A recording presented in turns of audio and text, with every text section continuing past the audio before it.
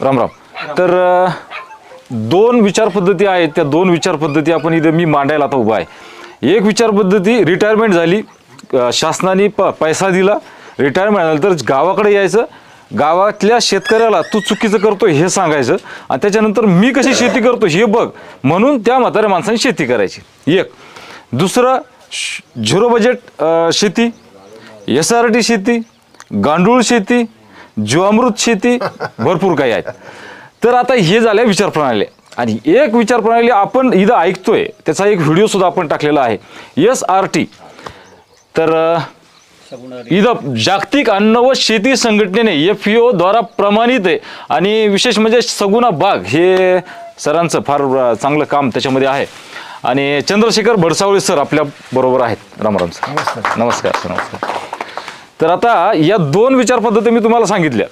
तर त्याच्यामध्ये पहिली जी विचार पद्धती आपल्या गावागावात दिसते, त्याच्यामध्ये ज्याला गरज नाही असा शेतकरी येतो आणि तो व्यापारी शेती करत नाही, तर तो त्याचे पैसे गुंतवतो, लोकांना तू चुकीचा आहे म्हणून दाखवून शेती करायचा प्रयत्न करतो. शेतकरी म्हणतोय मी चांगला आहे, मी पैसे लावले, मी हे केलं, मी ते केलं, ते केलं आणि मीच आता चांगला आहे आणि तू तुझं पाय.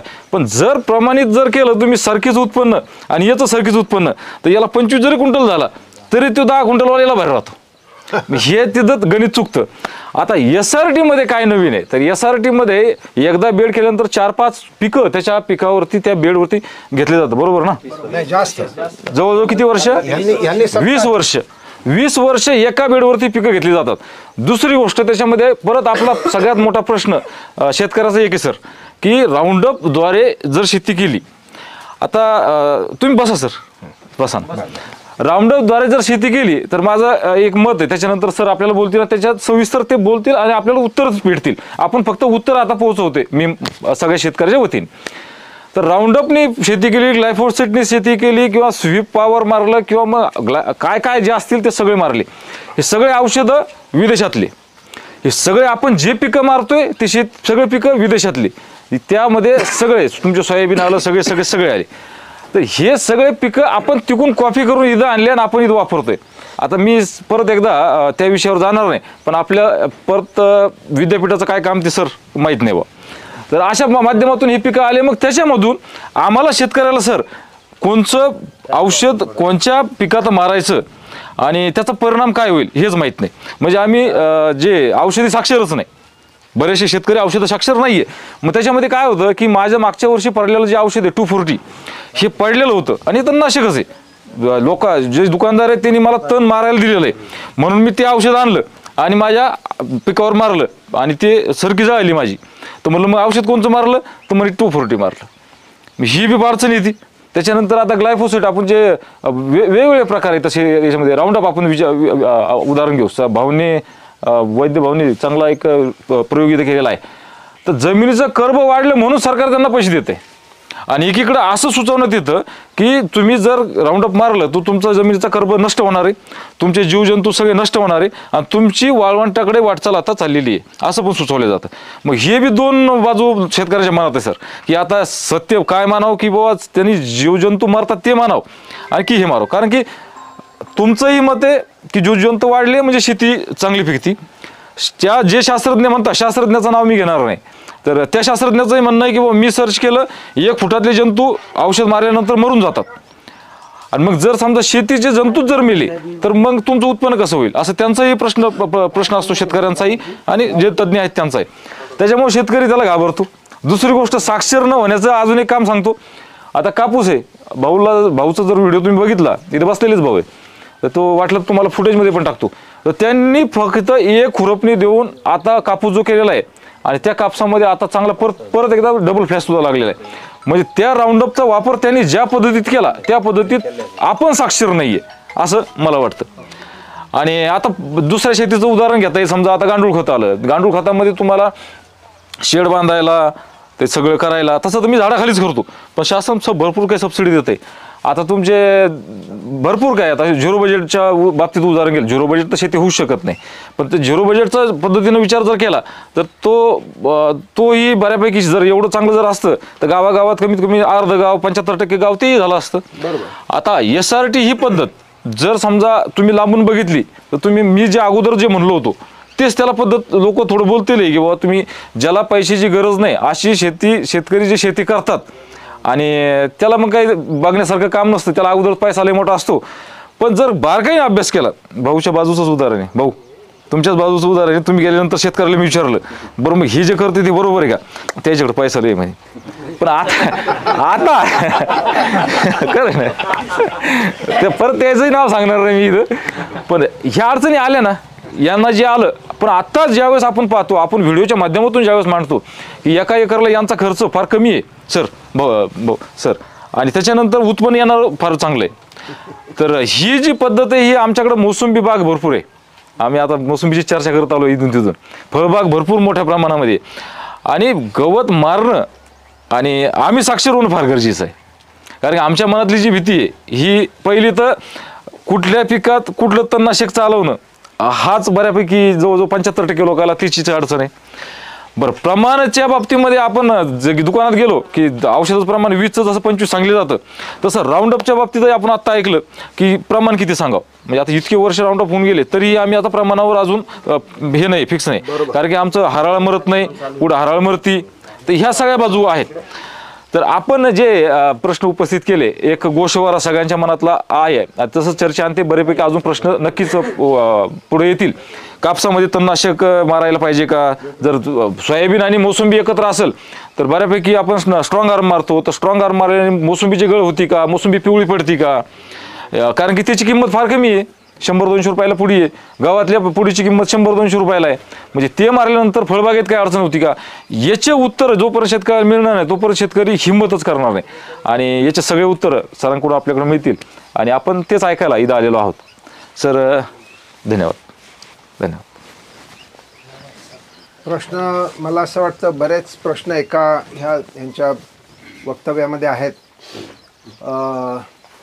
त्या प्रश्नाचं सगळ्यात चांगल्या पद्धतीने उत्तर देण्याचा मी प्रयत्न करतो.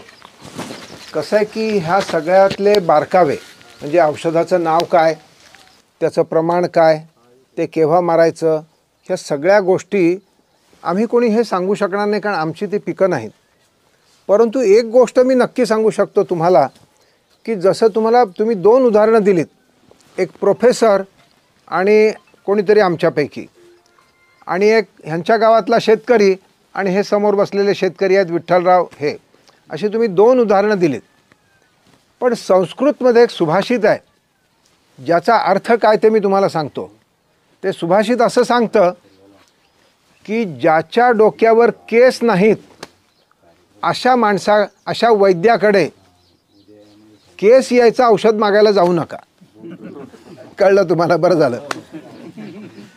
ज्याच्या डोक्यावर केस नाहीत अशा वैद्याकडे केस यायचं औषध मागायला जाऊ नका. ते जर औषध त्याच्याजवळ असतं, माणूस प्रोफेसर कशाला बनला असता, तो शेतकरीच बनला असता.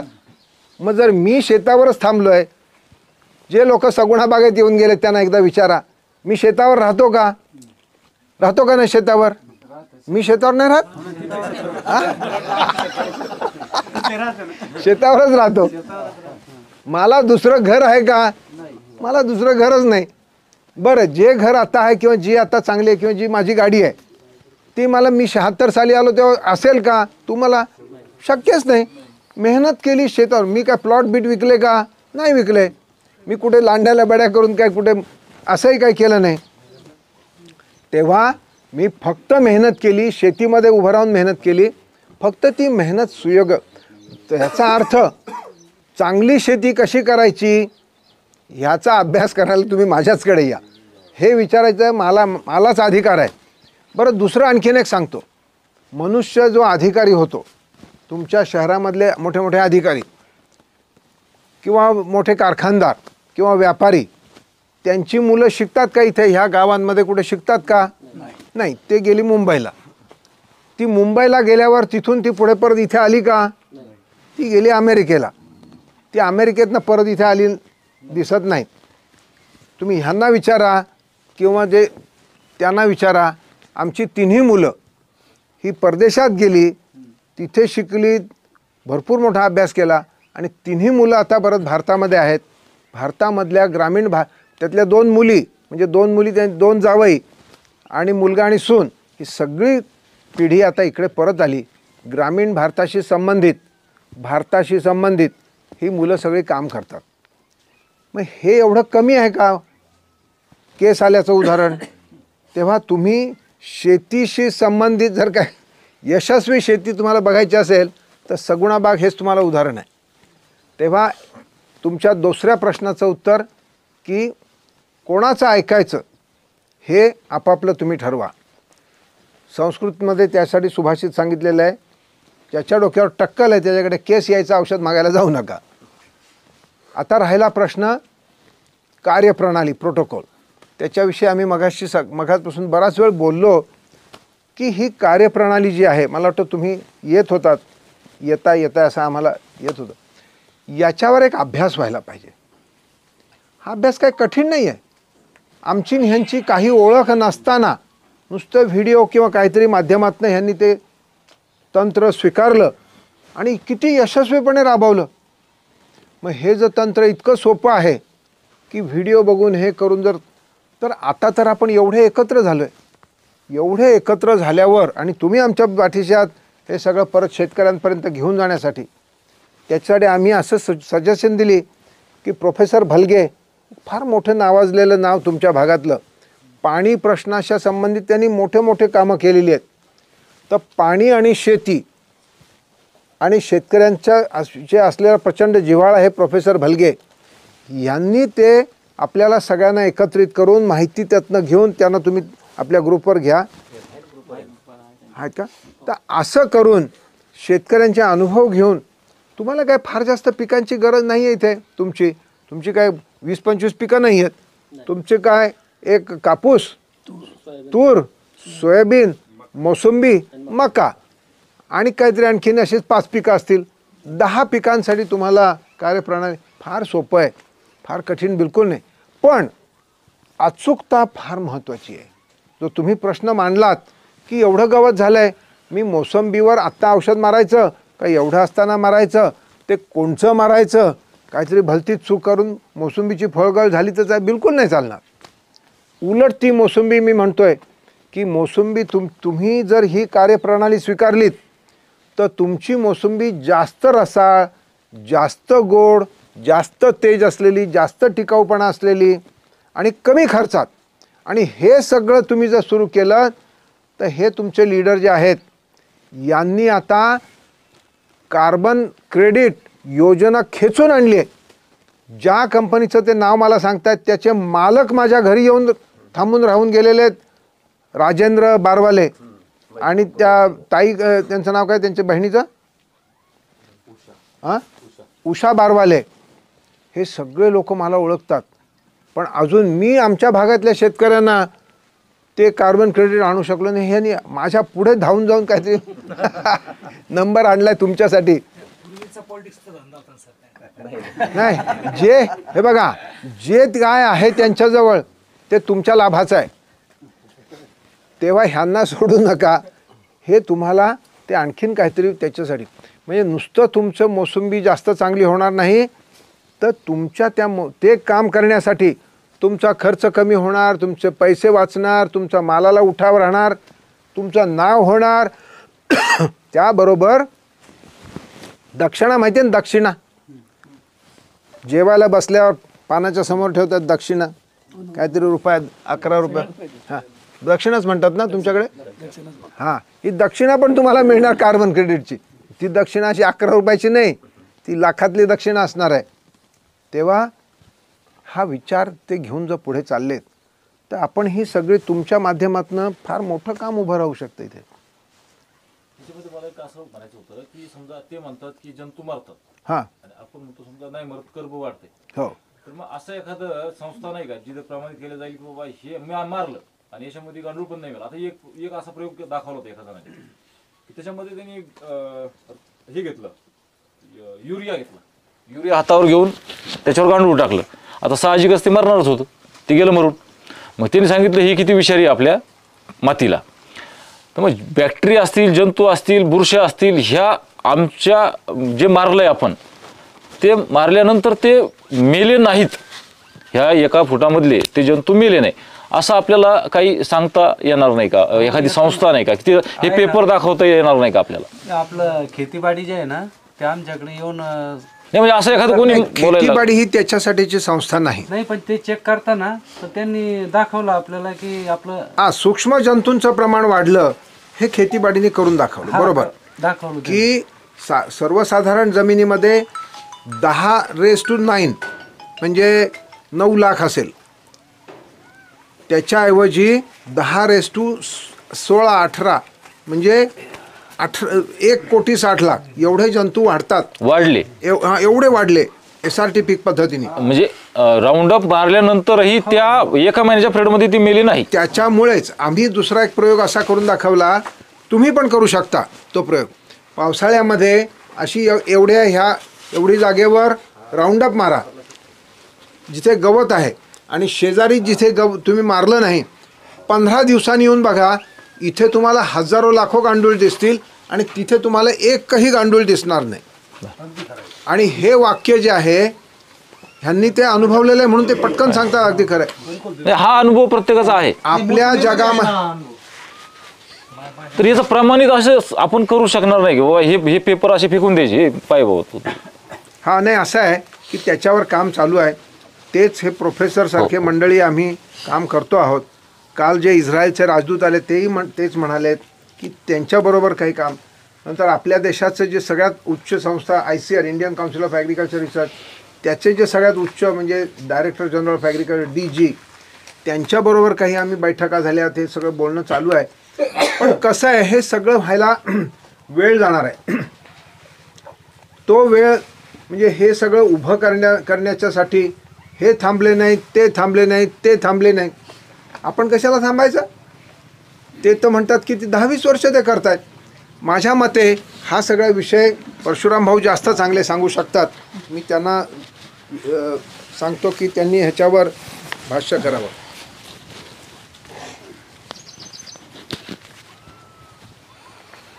मंडळी नमस्कार.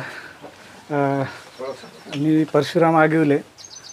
दादांचे 10 शेतकऱ्यापैकी एक पहिला म्हणजे 10 शेतकरी जे सुरुवातीला SRT पद्धत स्वीकारलेले त्याच्यामधला मी एक 10वा असा असेल. आणि 10 वर्षापासून जेव्हा SRT सुरुवात झाली, नुकतीच सुरुवात, म्हणजे त्याचा काहीही असा हे नाही, फक्त एक पीक घ्यायचं बाबा न नांगरताना, एवढ्यावरची सुरुवात असताना मी दादांना बरोबर मी जोडलो गेलो. त्याचं कारण असं की माझं उदरनिर्वाह चालवायचं आहे आणि कुठेतरी सोपं यावं. कोणतीही गोष्ट असू द्या, सोपेपणाने आपल्याकडे यावी हा शेतकऱ्याचा हे राहतो. कारण कठीणमध्ये नसावं. कारण विद्यापीठाने ज्या ज्या गोष्टी केलेल्या ऑलरेडी, मी त्याही काळात अतिशय गरीब परिस्थितीमध्ये, अतिशय म्हणजे इतकी गरीब परिस्थिती आता तुम्हाला पटणार नाही, अशा परिस्थितीमध्ये विद्यापीठाचे सगळे दौरे केले. सगळ्या सिस्टीम ते ऐकायचो, शेतकऱ्यांकडे जायचो, ते येऊन शेतात राबवायचो. लाभ असा काही झाला नाही. लाभ फक्त किती थोडंसं वाढायचं, पण काम पण तेवढंच वाढायचं. अशा अवस्थेमध्ये त्यांच्या सिस्टीमने आजही त्याच पद्धती आहेत. आजही आपल्याला विद्यापीठाच्या सिस्टीमनी पुढे आपली प्रगती होत असते तर आज आपण इथे जमलो नसतं. तर ह्या सगळ्या गोष्टी असताना मी जेव्हा करत राहिलो, दादाने एक सिस्टीम काढली आणि ती वापरून बघायचा मी प्रयत्न केला. मी प्रयत्न केल्यानंतर मला वाटलं बस, हां, जे माझ्या जीवनात मला पाहिजे होतं ते मिळालं. म्हणजे मिळालं काय की शेतकऱ्याला अतिशय कमी कामामध्ये 25-30% कामामध्ये भरघोस उत्पादन जर मिळालं. पहिलं ध्येय माझं ते होतं. माझं जमीन खराब होते किंवा काय होते हा भाग मी त्यावेळेस पाहिला नाही. कारण पहिलं कसं असतं, जेव्हा आपल्या नदीत पोहायला गेलो आणि बर बुडायला लागलो तर आपण पहिलं पाणी पिऊ दे काय ना, पण काठावर येण्याचा प्रयत्न करतोय. जर त्या जमिनीमधून मरण्याचे पाळीवाद येत असेल तर मी कशाला चांगला वाईटचा विचार केला, त्यावेळेस बिलकुल केलेला नाही. अशा अवस्थेत जेव्हा मी सुरुवात केली, मला एक एक गोष्ट लक्षात येत गेली की हे कदाचित माझी बुद्धी त्या क्वालिटीतमध्ये नसेल. आपण खूप प्रगतशील शेतकरी आहेत. मी तुमच्या बोलण्यावरून मी सगळं जाणलं की आपण खूप पुढे गेलेलो आहोत. आमचा भाग खूप मागे पण आहे. त्यावेळेस असं कधीच विचार केला नाही की मला ह्या शेतीतून फायदा चांगला वाईट काय असेल. पण मला ज्या गोष्टी घडत होत्या, दिसत होत्या, त्या शेतकऱ्याला आणि मला वैयक्तिक लेवलला इतक्या पुढे घेऊन जाणाऱ्या होत्या की जे शेतकरी अडलाय, ज्या ज्या गोष्टीवर अडलाय. उदाहरण सांगेल, मी 1 एकरचा शेतकरी डोळ्यासमोर ठेवा. तुमच्याकडे 40-50 एकरचे आहेत, तुम्ही ट्रॅक्टर इतर गोष्टींनी ते सगळं करतात. पण 1 एकरचा शेतकरी डोळ्यासमोर ठेवा, त्याला 2 बैल पाळायचे. 1 एकरमधून उत्पादन किती येईल माहिती नाही. 2 बैल पाळायचा आहे, त्याचा खर्च बघा तुम्ही. 6 महिने वर्षभर दोन्ही माणसं गुंतलेत. मी बैलाकडे वळणार, बायको शेणगोठं करणार, मग बाहेरून पैसे येणार कुठून, शेतीतून उत्पादन येणार कुठून. अशा अवस्थेमध्ये पहिलं माझं बैलाचं काम बाजूला झालं. दुसरी गोष्ट, प्रत्येक नांगरकीमागे जो भाग आहे तो जसा जसा नाहीसा होत गेला. आणि हे सगळं करताना आपलं पीक जर वाढते, हा एक महत्त्वाचा मुद्दा. काय माझं पीक वाढलं, दोन्ही पिकातलं अंतर म्हणजे बघा, एक जर तुमचा कापूस घेतलं, इथं जर तुम्हाला सोयाबीन लावायचं असेल किंवा मका लावायचा असेल तर परत तुम्हाला मशागत करणं आहे, जमीन वापसावर येणं महत्त्वाचं आहे. या सगळ्या कंडिशन शेतकऱ्याला आधी आवश्यक आहे. आणि त्यानंतर तुम्ही दुसरं पीक घ्या. त्या दोन्ही पिकातलं अंतर मला एवढं कळलं की 8 दिवसाचं आहे, 4 दिवसाचं आहे, 6 दिवसाचं आहे. आणि ते फक्त मला काय करायचं, हे पीक काढायचं आणि दुसरं पीक लावायचं. मला प्रत्येक पिकाला काय भर घ्यायचे किंवा बेदणी करायचे, हा भाग मला सुरुवातीला हे सोपं वाटत गेलं, सगळं ते करत गेलो. तिसरं पीक माझ्या लक्षात आलं का तिसरंही पीक होतं, कारण दोन्ही पिकातलं अंतर जे कमी होते नांगरकीचं किंवा काय, त्या तिसऱ्या पिकाचं याच्यामध्ये मला जमायला लागलं का मी 2 म्हणजे आमच्याकडे एकच पीक घेणार, मी दुसरं पीक घ्यायला लागलो. दुसऱ्याचं तिसरं पीक जमतंय का, कारण तो 3-4 महिन्यात 3 महिन्याचा अंतर मला मिळायला लागला. पुढचा तिसरं पीक घ्यायला लागलो, त्याच्यातलं अंतर कमी झालं. ह्या करता करता माझ्या लक्षात आलं की मी इतर शेतकऱ्याच्या मानाने अगोदर मार्केटमध्ये जातो. मग तेव्हा स्पर्धकच नाही मला, कारण माझं पीक अगोदर झालं. आणि मार्केटमध्ये अगोदर गेलो तर मला जिथे 80 रुपये किलोने मी भेंडी विकायचो, म्हणजे एकटाच असल्यावर, कारण मार्केटमध्ये माल नाही, पण ती जेव्हा सगळ्यांची भेंडी निघायची पारंपरिक शेत, तेव्हा 20 रुपयावर यायची. मग 80 रुपये किलोने विकणारी मी 10 गुंठ्यात जरी केली तरी पैसे तेवढेच, आणि 1 एकरमध्ये केली 40 गुंठ्यात केली तरी पारंपरिक शेतकऱ्यावर पैसे तेवढेच. हे सव्वा माझ्या लक्षात येत गेलं का याच्यात खूप तफावत आहे. धीरे धीरे माझ्या लक्षात येत गेलं, अरे माझ्या शेतीला पाणी खूप कमी म्हणजे मिळायला लागलं. जे मी 8 दिवसावर पाणी द्यायचो ते 15-20 दिवसावर पाणी जावं लागलं. हे विज्ञान नाही मला माहिती, पण हे घडायचं. हे घडता घडता हे माझंच नाही, आता सगळ्या शेतकरीच बोलतात, पण ऑलरेडी मी 10 वर्षाचा पुढचा शेतकरी असल्यामुळे हे मला अगोदर कळायचं, अरे हे का घडतंय. हे माझ्या लक्षात आलं. जी विहीर माझी 17 फुटाची, अतिशय गरीब परिस्थितीमध्ये तयार केलेली विहीर, 17 फुटाची, एप्रिलमध्ये आटणारी विहीर, ती मेमध्ये पाऊस येसपर्यंत राहायला लागली. ही विहिरीला पाणीही वाढलं. ज्या सगळ्यात आमच्याकडे एवढं ऊन आहे की, आणि वनवा लावतात, अख्खं सगळं म्हणजे लवकरच गरमाई वाढते आणि लवकरच सगळ्या नद्या आटतात, विहिरी आटतात, पण माझ्या विहिरीचं मात्र पाणी तयार झालं. ह्या सगळ्या गोष्टी का घडतात, कसं होतंय, जेव्हा पोटाचं पोट भरायला लागलं ना का मग ह्या गोष्टीचा शोध व्हायला सुरुवात होते, म्हणजे विचारसरणी वाढते. अगोदर पोटाची काळजी म्हणून ह्याच्याकडे लक्ष नाही दिलं, पण माझं पोट असं भरायला लागलं की जी जमीन मी स्वतः आणि माझी बायको मिळून आणि 2 माणसं घेऊन करू शकत नव्हतो पारंपरिक, ती माझी बायको एकटी महिला ती शेती करू लागली. पण हे जो सोपापण आला आणि जे थोडंसं राहणीमान बदललं, मग विचार करायला लागलो का हे घडतं का. हे घडायला म्हणजे आता एकीकडे म्हटलं जातं की तणनाशकाने जमीन खराब होते, एकीकडे माझे असा अनुभव आले की 6 वर्षामध्ये माझं पीक खताची मागणीच करत नाही. मग एकीकडे यशीत बसणाऱ्या लोकांचं ऐकायचं की वैयक्तिक माझा अनुभव ऐकायचा, म्हणजे मी पाहिलेला. आता आपले अनुभव आपण प्रॅक्टिकल काम करतोय, हे सगळे लोक एशीमध्ये बसलेले असतात, तिथून आपल्याला ऑर्डर शेतकऱ्याला शिकवायला सगळे असतात, पण प्रॅक्टिकल अनुभव हा फार वेगळा राहतोय. मग मला असं लक्षात आलं, हे तर सांगतात असं आणि माझ्यात शेतीमध्ये घडतंय असं, मग हे ऐकायचं कुणाचं. मग मी काय केलं, ऐकावं जनाने करावं मनाचं, असं काहीतरी ती म्हणाय. त्या पद्धतीने मी जे गेलो आणि याचे परिणाम असे दिसायला लागले की जमिनीमध्ये जेव्हा जेव्हा डिकॉम्पोज, म्हणजे उदाहरण सांगतो, एखाद्या गोष्टीचं विघटन व्हायला कोण कारणीभूत होतं आहे हे मी विज्ञानाने कळलं किंवा माझ्या अनुभवातून कळलं. मी कधी कुठेही गेल्यावर एक विषय करतोय की एखादं शेण विद्यापीठ बोलतं 21 दिवसानंतर महिन्यानंतर त्याचं गांडूळ खत होते, पण मी माझ्या शेतामध्ये 7 दिवसामध्ये त्याचं विघटन झालेलं पाहिलं. मला आश्चर्य वाटलं का हे विघटन करणारे कोणीतरी असतील ना, त्याला खाले शेणाचं संपुष्टातच आलं. म्हणजे झालं काय, मी आमच्याकडे गुरं मोकर आहेत आणि एक गाय चुकून शिरली दरवाज्यातनं उघडा असल्या आणि खाता खाता तिने शेण टाकलं. आता शेणच आहे, मी बाहेर काढलं नाही, तसंच ठेवलं.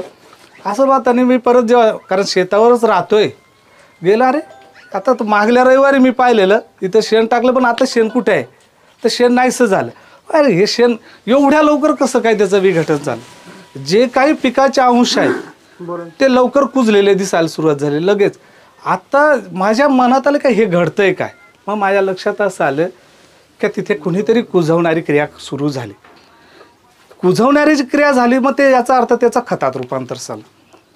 मग हे होताना मग मला लक्षात येत गेलं की जे म्हटलं जातं की एखाद्या विषारी अंश शेतीमध्ये राहिल्यानंतर असे त्याचे वाईट वाईट परिणाम होतात. म्हणजे तणनाशक असेल, कीटकनाशक असेल, हे अनेक प्रकारे विषारी आपण टाकतोय आणि आपली काही मजबुरी आहे.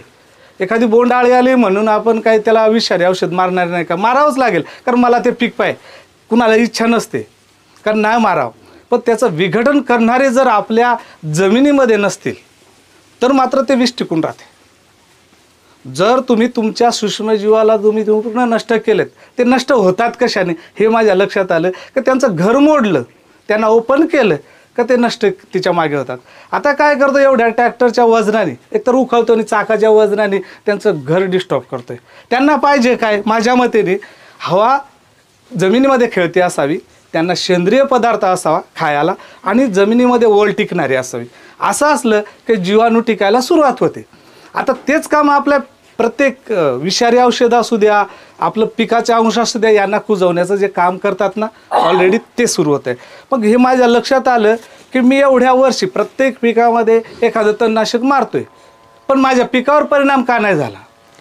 तर माझ्या पिकामध्ये मी काय जे विष टाकले, म्हणजे माझ्या मतीने, म्हणजे हा सगळा मी वैयक्तिक लेवलला पाहिला, मी जे विष टाकले त्याचं विघटन करणारे कुणीतरी आहे, त्याला संपवणारे कुणीतरी माझ्या जमिनीमध्ये ऑलरेडी रेडी आहेत. आणि त्यांना जे वातावरण पाहिजे ते कदाचित मी न उखळल्यामुळे ज्यांना जे पाहिजे ते माझ्याकडनं कळत न कळत ते घडत राहिलं. यासाठी मी माझ्या फायद्यासाठी गेलो, पण याचे फायदे मात्र वेगळे दिसायला लागले. म्हणजे जे मला लोकांच्या दृष्टीने मी वाईट करत होतो, पण एकीकडून निसर्गाच्या दृष्टीने ते चांगलं होत गेलं. याच्यातून असं काही कळायला लागलं का हे हवामान बदल जो आहे तो इतका झपाट्याने वाढतोय, तो तुम्हालाही जाणवत असेल. आता ही त्याची वाढ जमीन आहे, म्हणजे तुमच्या भाषेमध्ये चोपणं खरा अशी जमीन आहे ना. या जमिनीमध्ये जेव्हा पाऊस पडतोय तेव्हा ती निघतच नाही. ऑलरेडी काय होतं, ट्रॅक्टरचं चाक गेलेलं असतंय, तिथे दाब झालेला असतोय आणि वरून जे पाणी असतंय ते कापसाची मुळी तिथपर्यंत जाऊन आतमध्ये घुसतच नाही, कारण ट्रॅक्टरचा दाब असतो. वरूनची भाड जमीन ती त्या मुळीला तिथे मूळ कुज व्हायला सुरुवात होते, मग तो कापूस पिवळा पडतोय. पण जिथे आपण जमीन नांगरतच नाही, जिथे कणरचना सुरू होते, ज्या पिकाची मुळं कुजली की तिथे कणरचना हवा खेळती राहते, मग ते पाणी काय करते, जमिनीमध्ये जिरण्याचं काम करते. हा एक भाग माझ्या लक्षात तिथे आले का आमच्याकडे जर अवकाळी पाऊस झाला तर माझं कोणतंच पीक फेल नाही जात. त्याचं कारण आहे का ते पाणी आत जमिनीमध्ये मुरतंय. दुसरी गोष्ट असं सुरू झालं की अतिरिक्त पाऊस झाला किंवा एक अजून माझ्या एक शेतकऱ्याच्या दृष्टीने मी तो पॉईंट कधीही करतो की आपल्याला असं वाटतं की एखादं पीक लावायचं झालं तर जमीन वापसा कंडिशनमध्ये पाहिजे. म्हणजे एक पीक झालं दुसरं पीक घ्यायला तर वापसावर जमीन यायला पाहिजे. ह्या ज्याच्यामध्ये आम्ही नालीमध्ये पाणी असताना, म्हणजे ह्या ज्या दोन ह्याच्यामध्ये पाणी असताना आम्ही दुसरं पीक लावून बघायला, मग माझे प्रयोगशील प्रवृत्ती आहे, मी काही ना काही चुकीचं चांगलं करत असतो. केल्यानंतर ते पीक उगवायला लागलं. हे का, तर जो वरचा टॉप आहे ना तो सतत शेतकऱ्यासाठी वरदानाचा ठरतो. टॉप जो भाग आहे तो वापसा कंडिशनमध्ये राहतो. म्हणून दोन्ही पिकातलं जे आपण बाबा एखादं पीक काढलं आणि 8 दिवसानं आपण जेव्हा लावायला लागलो तर त्याच्यातलं उगवतं आहे. याचं कारण असं आहे का वापसा कंडिशन शेतकऱ्याला जे आवश्यक आहे, जसं लहान मुलाला आईचं दूध आवश्यक आहे जे, तसंच ते बी रुजायला त्या वापसा कंडिशन महत्त्वाचं आहे. आणि त्या SRTमध्ये सतत जमीन वापसा कंडिशनमध्ये असते, त्यामुळे पिकावर फारसा परिणाम न होत. जर त्या पिकाला गरजेनुसार अन्न तिथल्या तिथे मिळालं तर त्याला बाकीचं रासायनिक खताची गरज कमी भासत राहते.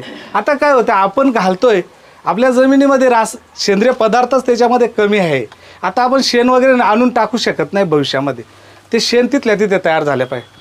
आणि मुळं ही सगळ्यात मोठं शेणाचं काम करतात, म्हणजे शेण देण्याचं काम करतात. जे शेण होतं आहे कसाचं, पालापाचोळ्याचं तर होते. मग जितकं मोठं मूळ तिथे कुजेल तेवढं मोठं सेंद्रिय पदार्थ तिथे तयार होतात. हे जेव्हा लक्षात येत गेलं तेव्हा कळायला लागलं का आपण ज्या दिशेने चाललो आहे हे बरोबर चाललो आहे. राहिला विषय तणनाशकाचा. आता तणनाशक मारण्याच्या क्रिया आपल्या वेगवेगळ्या आहेत. आपल्याला जे कृषी सेवा केंद्र असतात ना हे सांगतात. मी बऱ्याच लोकांचं ऐकतो की राऊंड अप मारलं की 8-10 दिवसांनी त्यात बी लावायचं नाही का 20 दिवसांनी लावायचं असे कोण म्हणत आहे? आपलेच कृषी सेवा केंद्र, आपल्याच शेतकऱ्याची मुलं असतात आणि ते सांगतात. ते शिकतात कुठे? विद्यापीठात किंवा कुठेतरी. पण मी असं म्हणेल शेतकरी यात तुम्ही अगोदर बी लावा, वरून राऊंड अप मारा, उगवते. याचा अर्थ 20 दिवसापर्यंत जो परिणाम होतो आहे हे चुकीचं आहे त्यांचं. जर 20 दिवसापर्यंत जर राऊंड अप राहत असेल तर ते बी उगवणारच नाही. उदाहरण अजून दुसरा एक सांगतो, जे ग्लायफोसेटबद्दल चुकीचं सांगितलं जातं. जे असं म्हणतात की मातीत त्याचे अंश बरेच दिवस राहतात. तुम्ही एखादा ग्लायफोसेट जर माती मिक्स म्हणजे गढूळ पाणी ते घ्या आणि त्याच्यामध्ये तुम्ही राऊंड अप घाला आणि मारा, त्याचा रिझल्टच येणार नाही. कारण त्या मातीशी संपर्कात आल्याबरोबर त्याचं विघटन सुरू होते. मग ते मातीवर पडल्यावर ते राहील कसं? म्हणून काही गोष्टी आहेत ना, आपल्या शेतकऱ्याकडे खूप असे हे आहेत, पण आपण ते पुढे बोलत नाही किंवा तो अनुभवत नाही. याच्यामुळे अशा अनेक चुकीच्या गोष्टीने आपल्या डोक्यामध्ये ना एक कचरा तयार होतोय. इतका कचरा झाला ना की आपल्याला बी, आणि सांगणारे भरपूर असतात, प्रॅक्टिकल अनुभवातून सांगणारे खूप कमी आहेत. आणि मी तर कधी म्हणतो का, मी कधी बाबांचं वयस्कर माणसाचं जास्त ऐकतो, कारण अख्खा आयुष्य गेलेलं आहे त्यांचा अनुभवातून. आणि त्या वयस्कर माणसातून ऐकणं, शिकलेल्या माणसाचं मी कधी ऐकलंच नाही. हां, कधीच नाही ऐकलं. मला ते आवडलंच नाही, कारण ते शेतामध्ये काम नाही करत. कारण मी एक असा शेतकरी आहे, माझं जीवन 17 वर्ष शेतावरच घर आहे. जिकडे जातोय तिथे आपल्या शेतकऱ्यावरच जातोय. संध्याकाळी गेलो तरी शेतातच आहे, दादांकडे गेलो तरी शेतातच आहे, कुठेही जाऊ दे माझं कामच शेतातलं आहे. त्यामुळे मी प्रॅक्टिकल शेतात जास्ती राहतो आहे. म्हणून मला जे काही आपल्या शेतकऱ्याचे अनुभव असतात हे खूप महत्त्वाचे राहतात. हे सगळं आपण जेव्हा बघतो, आता तणनाशक मारायची व्यवस्था काय असते? तणनाशकामध्ये कसं असतं की कधी स्वच्छ पाणी घ्यावं, कधी पंप धुवावं. पहिलं डोक्यामध्ये एक ठेवायचं, कधी शेतकऱ्याने मी कोणतं तणनाशक किंवा कीटकनाशक मारलं हा विचारच करायचा नाही. त्यांनी पहिला पंप धुवायचा. पहिला पंप धुवला की जर तुमचं बोरवेलचं पाणी असेल तर एखादा लिंबू पिळवा किंवा सायट्रिक ॲसिड टाका, त्याचं जे pH आहे तो समतोल तयार करा. अर्धा पंप भरा, नंतर तुमचं जे काही आहे ते टाका. प्रत्येकास स्टिकर टाकायला विसरू नका आणि नंतर पूर्ण पंप भरा. त्या पंपाचं जे नौदल आहे पुढे स्प्रे करणारं ते एकदम धुक्यासारखं पाणी सोडणारं नसतं.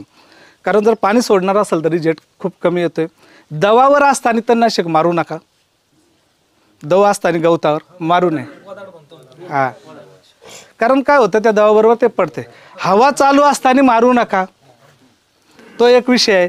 जर तुमच्या मोसंबीमध्ये एवढं गवत आहे आणि मोसंबी एवढी आहे आणि तुम्ही त्याच्यावर ग्लायफोसेट माराल तर त्याचा, आणि त्याच्यात तर तुमची मजबुरी आहे की मला आता ग्लायफोसेट तर मारायचं आहे, कारण तण मी काढू शकत नाही, त्याला अगोदर लोळवा, पाडा आणि मग मारा. ज्याचा हवा नसताना मारावं, ही पहिली गोष्ट आपण लक्षात घ्यावं. कारण ओपन जे तणनाशक आहे ते नुसतं गवताला मारणार नाही, तर ते सगळ्या पिकावर पण त्याचा परिणाम होणार आहे. अशा वेळेस आपल्याला एखाद्या तणनाशक एखाद्या पिकात शिफारस नसेल आणि आपण त्याचा वापर करतोय तर त्या मुख्य पिकावर उडणार नाही याची दक्षता घ्यावं. कधी कधी कापसात आपल्याला राऊंड अप मारावं लागतं खूप तण झाल्यावर. मग ते कापसाच्या पानावर पडलं तर पानातून ते मुळाकडे जाते, पण मुळावर वतलं तर काय नाही होता का? ग्लायफोसेट एखाद्या पिकाच्या मुळावर जरी पडलं ना काही परिणाम नाही होत, पण त्याचं कार्य आहे पानातून मुळाकडे जाण्याचं. पानावर पडणार आहे याची दक्षता घेऊन जर त्याला हुड लावून मारलं तर बऱ्यापैकी तण व्यवस्थापन होते. फक्त हे शेतकऱ्याला त्याचा पूर्णपणे प्रोटोकॉल कळायला पाहिजे. आणि काही तणनाशक असे आहेत का कोणत्या पिकामध्ये किती तणाची अवस्था आहे त्याच्यावर अवलंबून आहे. आपलं तण खूप मोठं होतं आणि नंतर आपण ते तणनाशक पोस्ट इमर्जन्स वगैरे तणनाशक मारायला जातो, त्याचा रिझल्ट येत नाही. म्हणून त्या वेळेला मारणं महत्त्वाचं आहे. त्याचं प्रमाण हे वेळेला, आणि आपल्याला त्याचं प्रमाण माहिती पाहिजे. ह्या सगळ्या जर गोष्टी आपण SRTमध्ये जर आपण अवलंबल्या तर तो SRT सक्सेस होतो. म्हणजे उदाहरण मी तुम्हाला सांगेल की जर मक्याचं जर तुम्हाला एखादं पीक घ्यायचं आहे तर त्याच्यामध्ये सुरुवातीला आपल्याला ॲट्राजिन मारावं लागतं.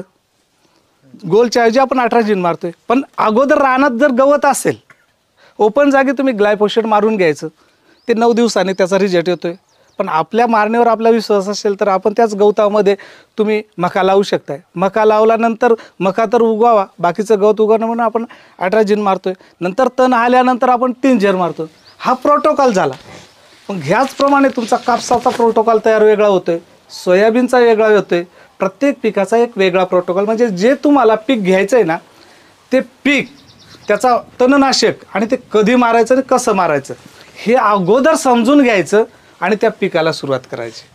आणि याच्यामध्ये तुम्हाला त्या जमिनीमधून फायदे नंतर ते दिसतच येतात, कारण प्रत्येक पिकाची मुळ. पण हा प्रोटोकॉल जर समजला तर आपण यासाठी मध्ये तग धरू ना, आणि नंतर 3 वर्षांनी कळेल की माझी जमीन सुपीक झाली.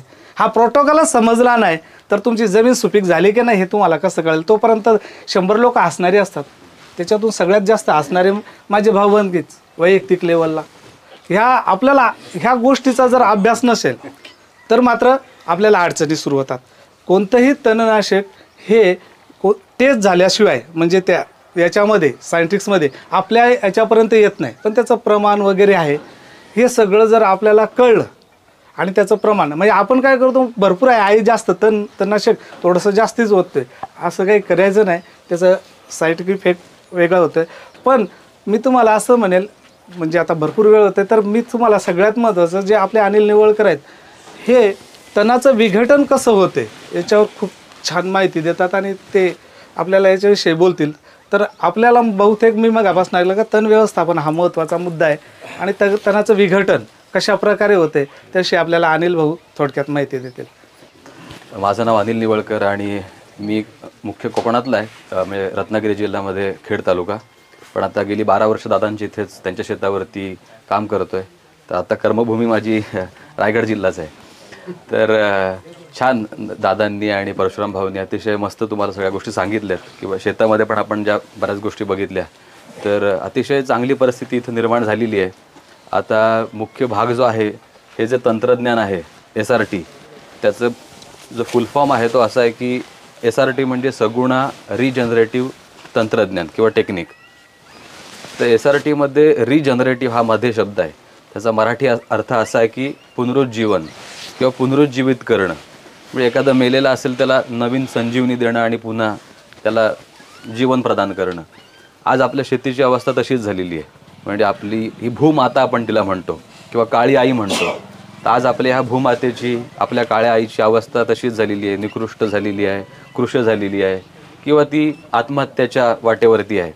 तर तिला जर का आपल्याला संजीवनी द्यायचा असेल, तिला जर का आपल्याला पुनरुज्जीवित करायचं असेल, तर SRT सारखा मार्ग नाही आत्ता तरी ह्या परिस्थितीला. आणि हे SRTने सगळ्या वेगवेगळ्या ठिकाणी दाखवून पण दिलेलं आहे, प्रत्यक्ष शेतकऱ्यांच्या शेतावरती. फार म्हणजे कोकणापासनं तिकडे सगळ्या मराठवाड्यात, आणखीन विदर्भात, पश्चिम महाराष्ट्र, सगळ्यात आता हे जवळजवळ काम 26 जिल्ह्यामध्ये सुरू आहे SRTचं, आणि सगळ्या पिकांसाठी सुरू आहे. तर याच्यातलं जे मुख्य 3 ह्यातली तत्त्वं आहेत ती काय आहेत, तर एक म्हणजे जमीन नांगरायची नाही. जमीन न नांगरता म्हणजे त्याला शून्य मशागत आपण म्हणतो, की जमीन नांगरायची नाही, नो टिल फार्मिंग त्याला म्हणतात, संवर्धित शेती पण म्हणतात. हे त्यातलं पहिलं तत्त्व आहे. दुसरं आहे की प्रत्येक पिकाची जी काही मुळं आहेत आणि तणं जी आहेत ती जागेलाच मारायची, कुजवायची, त्या मुळांपासून खत निर्मिती करायची. आजपर्यंत आपण वरचा पालापाचोळ्याचा खतासाठी वापर केला, सेंद्रिय खत निर्मितीसाठी, पण मुळांचा कधी विचार नाही केला. SRTमध्ये तो मुळांचा विचार केलेला आहे की मूळ हे जास्त महत्त्वाचं आहे, कारण ते जास्त चिवट आहे, दीर्घकाळ जमिनीमध्ये राहणारं आहे आणि दीर्घकाळ तिथे त्या जमिनीला त्याचं पोट भरणारं ते मूळ आहे. म्हणजे पालापाचोळा जर समजा आज इथे खाली पाडला आणि त्याचं आपण खत करायला गेलं तर ते महिनाभरात सगळं त्याचं ते विघटन होऊन सगळं संपून जाईल. पण का मूळ जर ठेवलं आपण तर ते मूळ दुसऱ्या पिकापर्यंत, तिसऱ्या पीक काढेपर्यंत ते तसंच जागेला हळूहळू कुजत राहतं. कारण त्याच्यामध्ये असा एक पदार्थ आहे की तो लवकर कुजवत नाही, तर तो दीर्घकाळ कुजवत राहतो. त्याच्यात लिग्निन नावाचा एक महत्त्वाचा घटक आहे जो फार महत्त्वाचा आहे, जो वरती खोडामध्ये आणि पानामध्ये नसतो. तर त्या लिग्निनमुळे आपल्या जमिनीला जास्त काळ जो खत मिळत राहते. म्हणजे असं आहे की आपण मूळ ठेवतो म्हणजे काय ठेवतो, तो सेंद्रिय पदार्थ आहे. जेव्हा सेंद्रिय पदार्थ आपण जागेला ठेवतो त्याच्यापासून सेंद्रिय कर्ब मिळतो. आणि सेंद्रिय कर्बावरती जगणारे कोण कोण आहेत, तर सूक्ष्मजीव आहेत, किंवा त्या सेंद्रिय पदार्थावर जगणारे वेगवेगळ्या चांगल्या बुरशा आहेत, गांडूळं आहेत. हे सगळी कुजवणारी जीवसृष्टी आहे, जी जमीन नांगरल्यामुळे सगळी नष्ट होते. जमीन नांगरली आणि सगळी आपण अशी ती उघडी केली, सूर्यप्रकाशामुळे, अति पाण्यामुळे ते सगळं वाहून जातं आणि त्यातलं सगळे सूक्ष्मजीव मरतात, सगळे त्यात गांडूळ जिवंत राहत नाही, किंवा चांगल्या बुरशा ज्या तयार व्हायला पाहिजेत त्या तयार होत नाहीत. म्हणजे काय होतं की ती जमीन अशी एकदम त्यातली जी काही त्यातला प्राणच सगळा निघून जातो.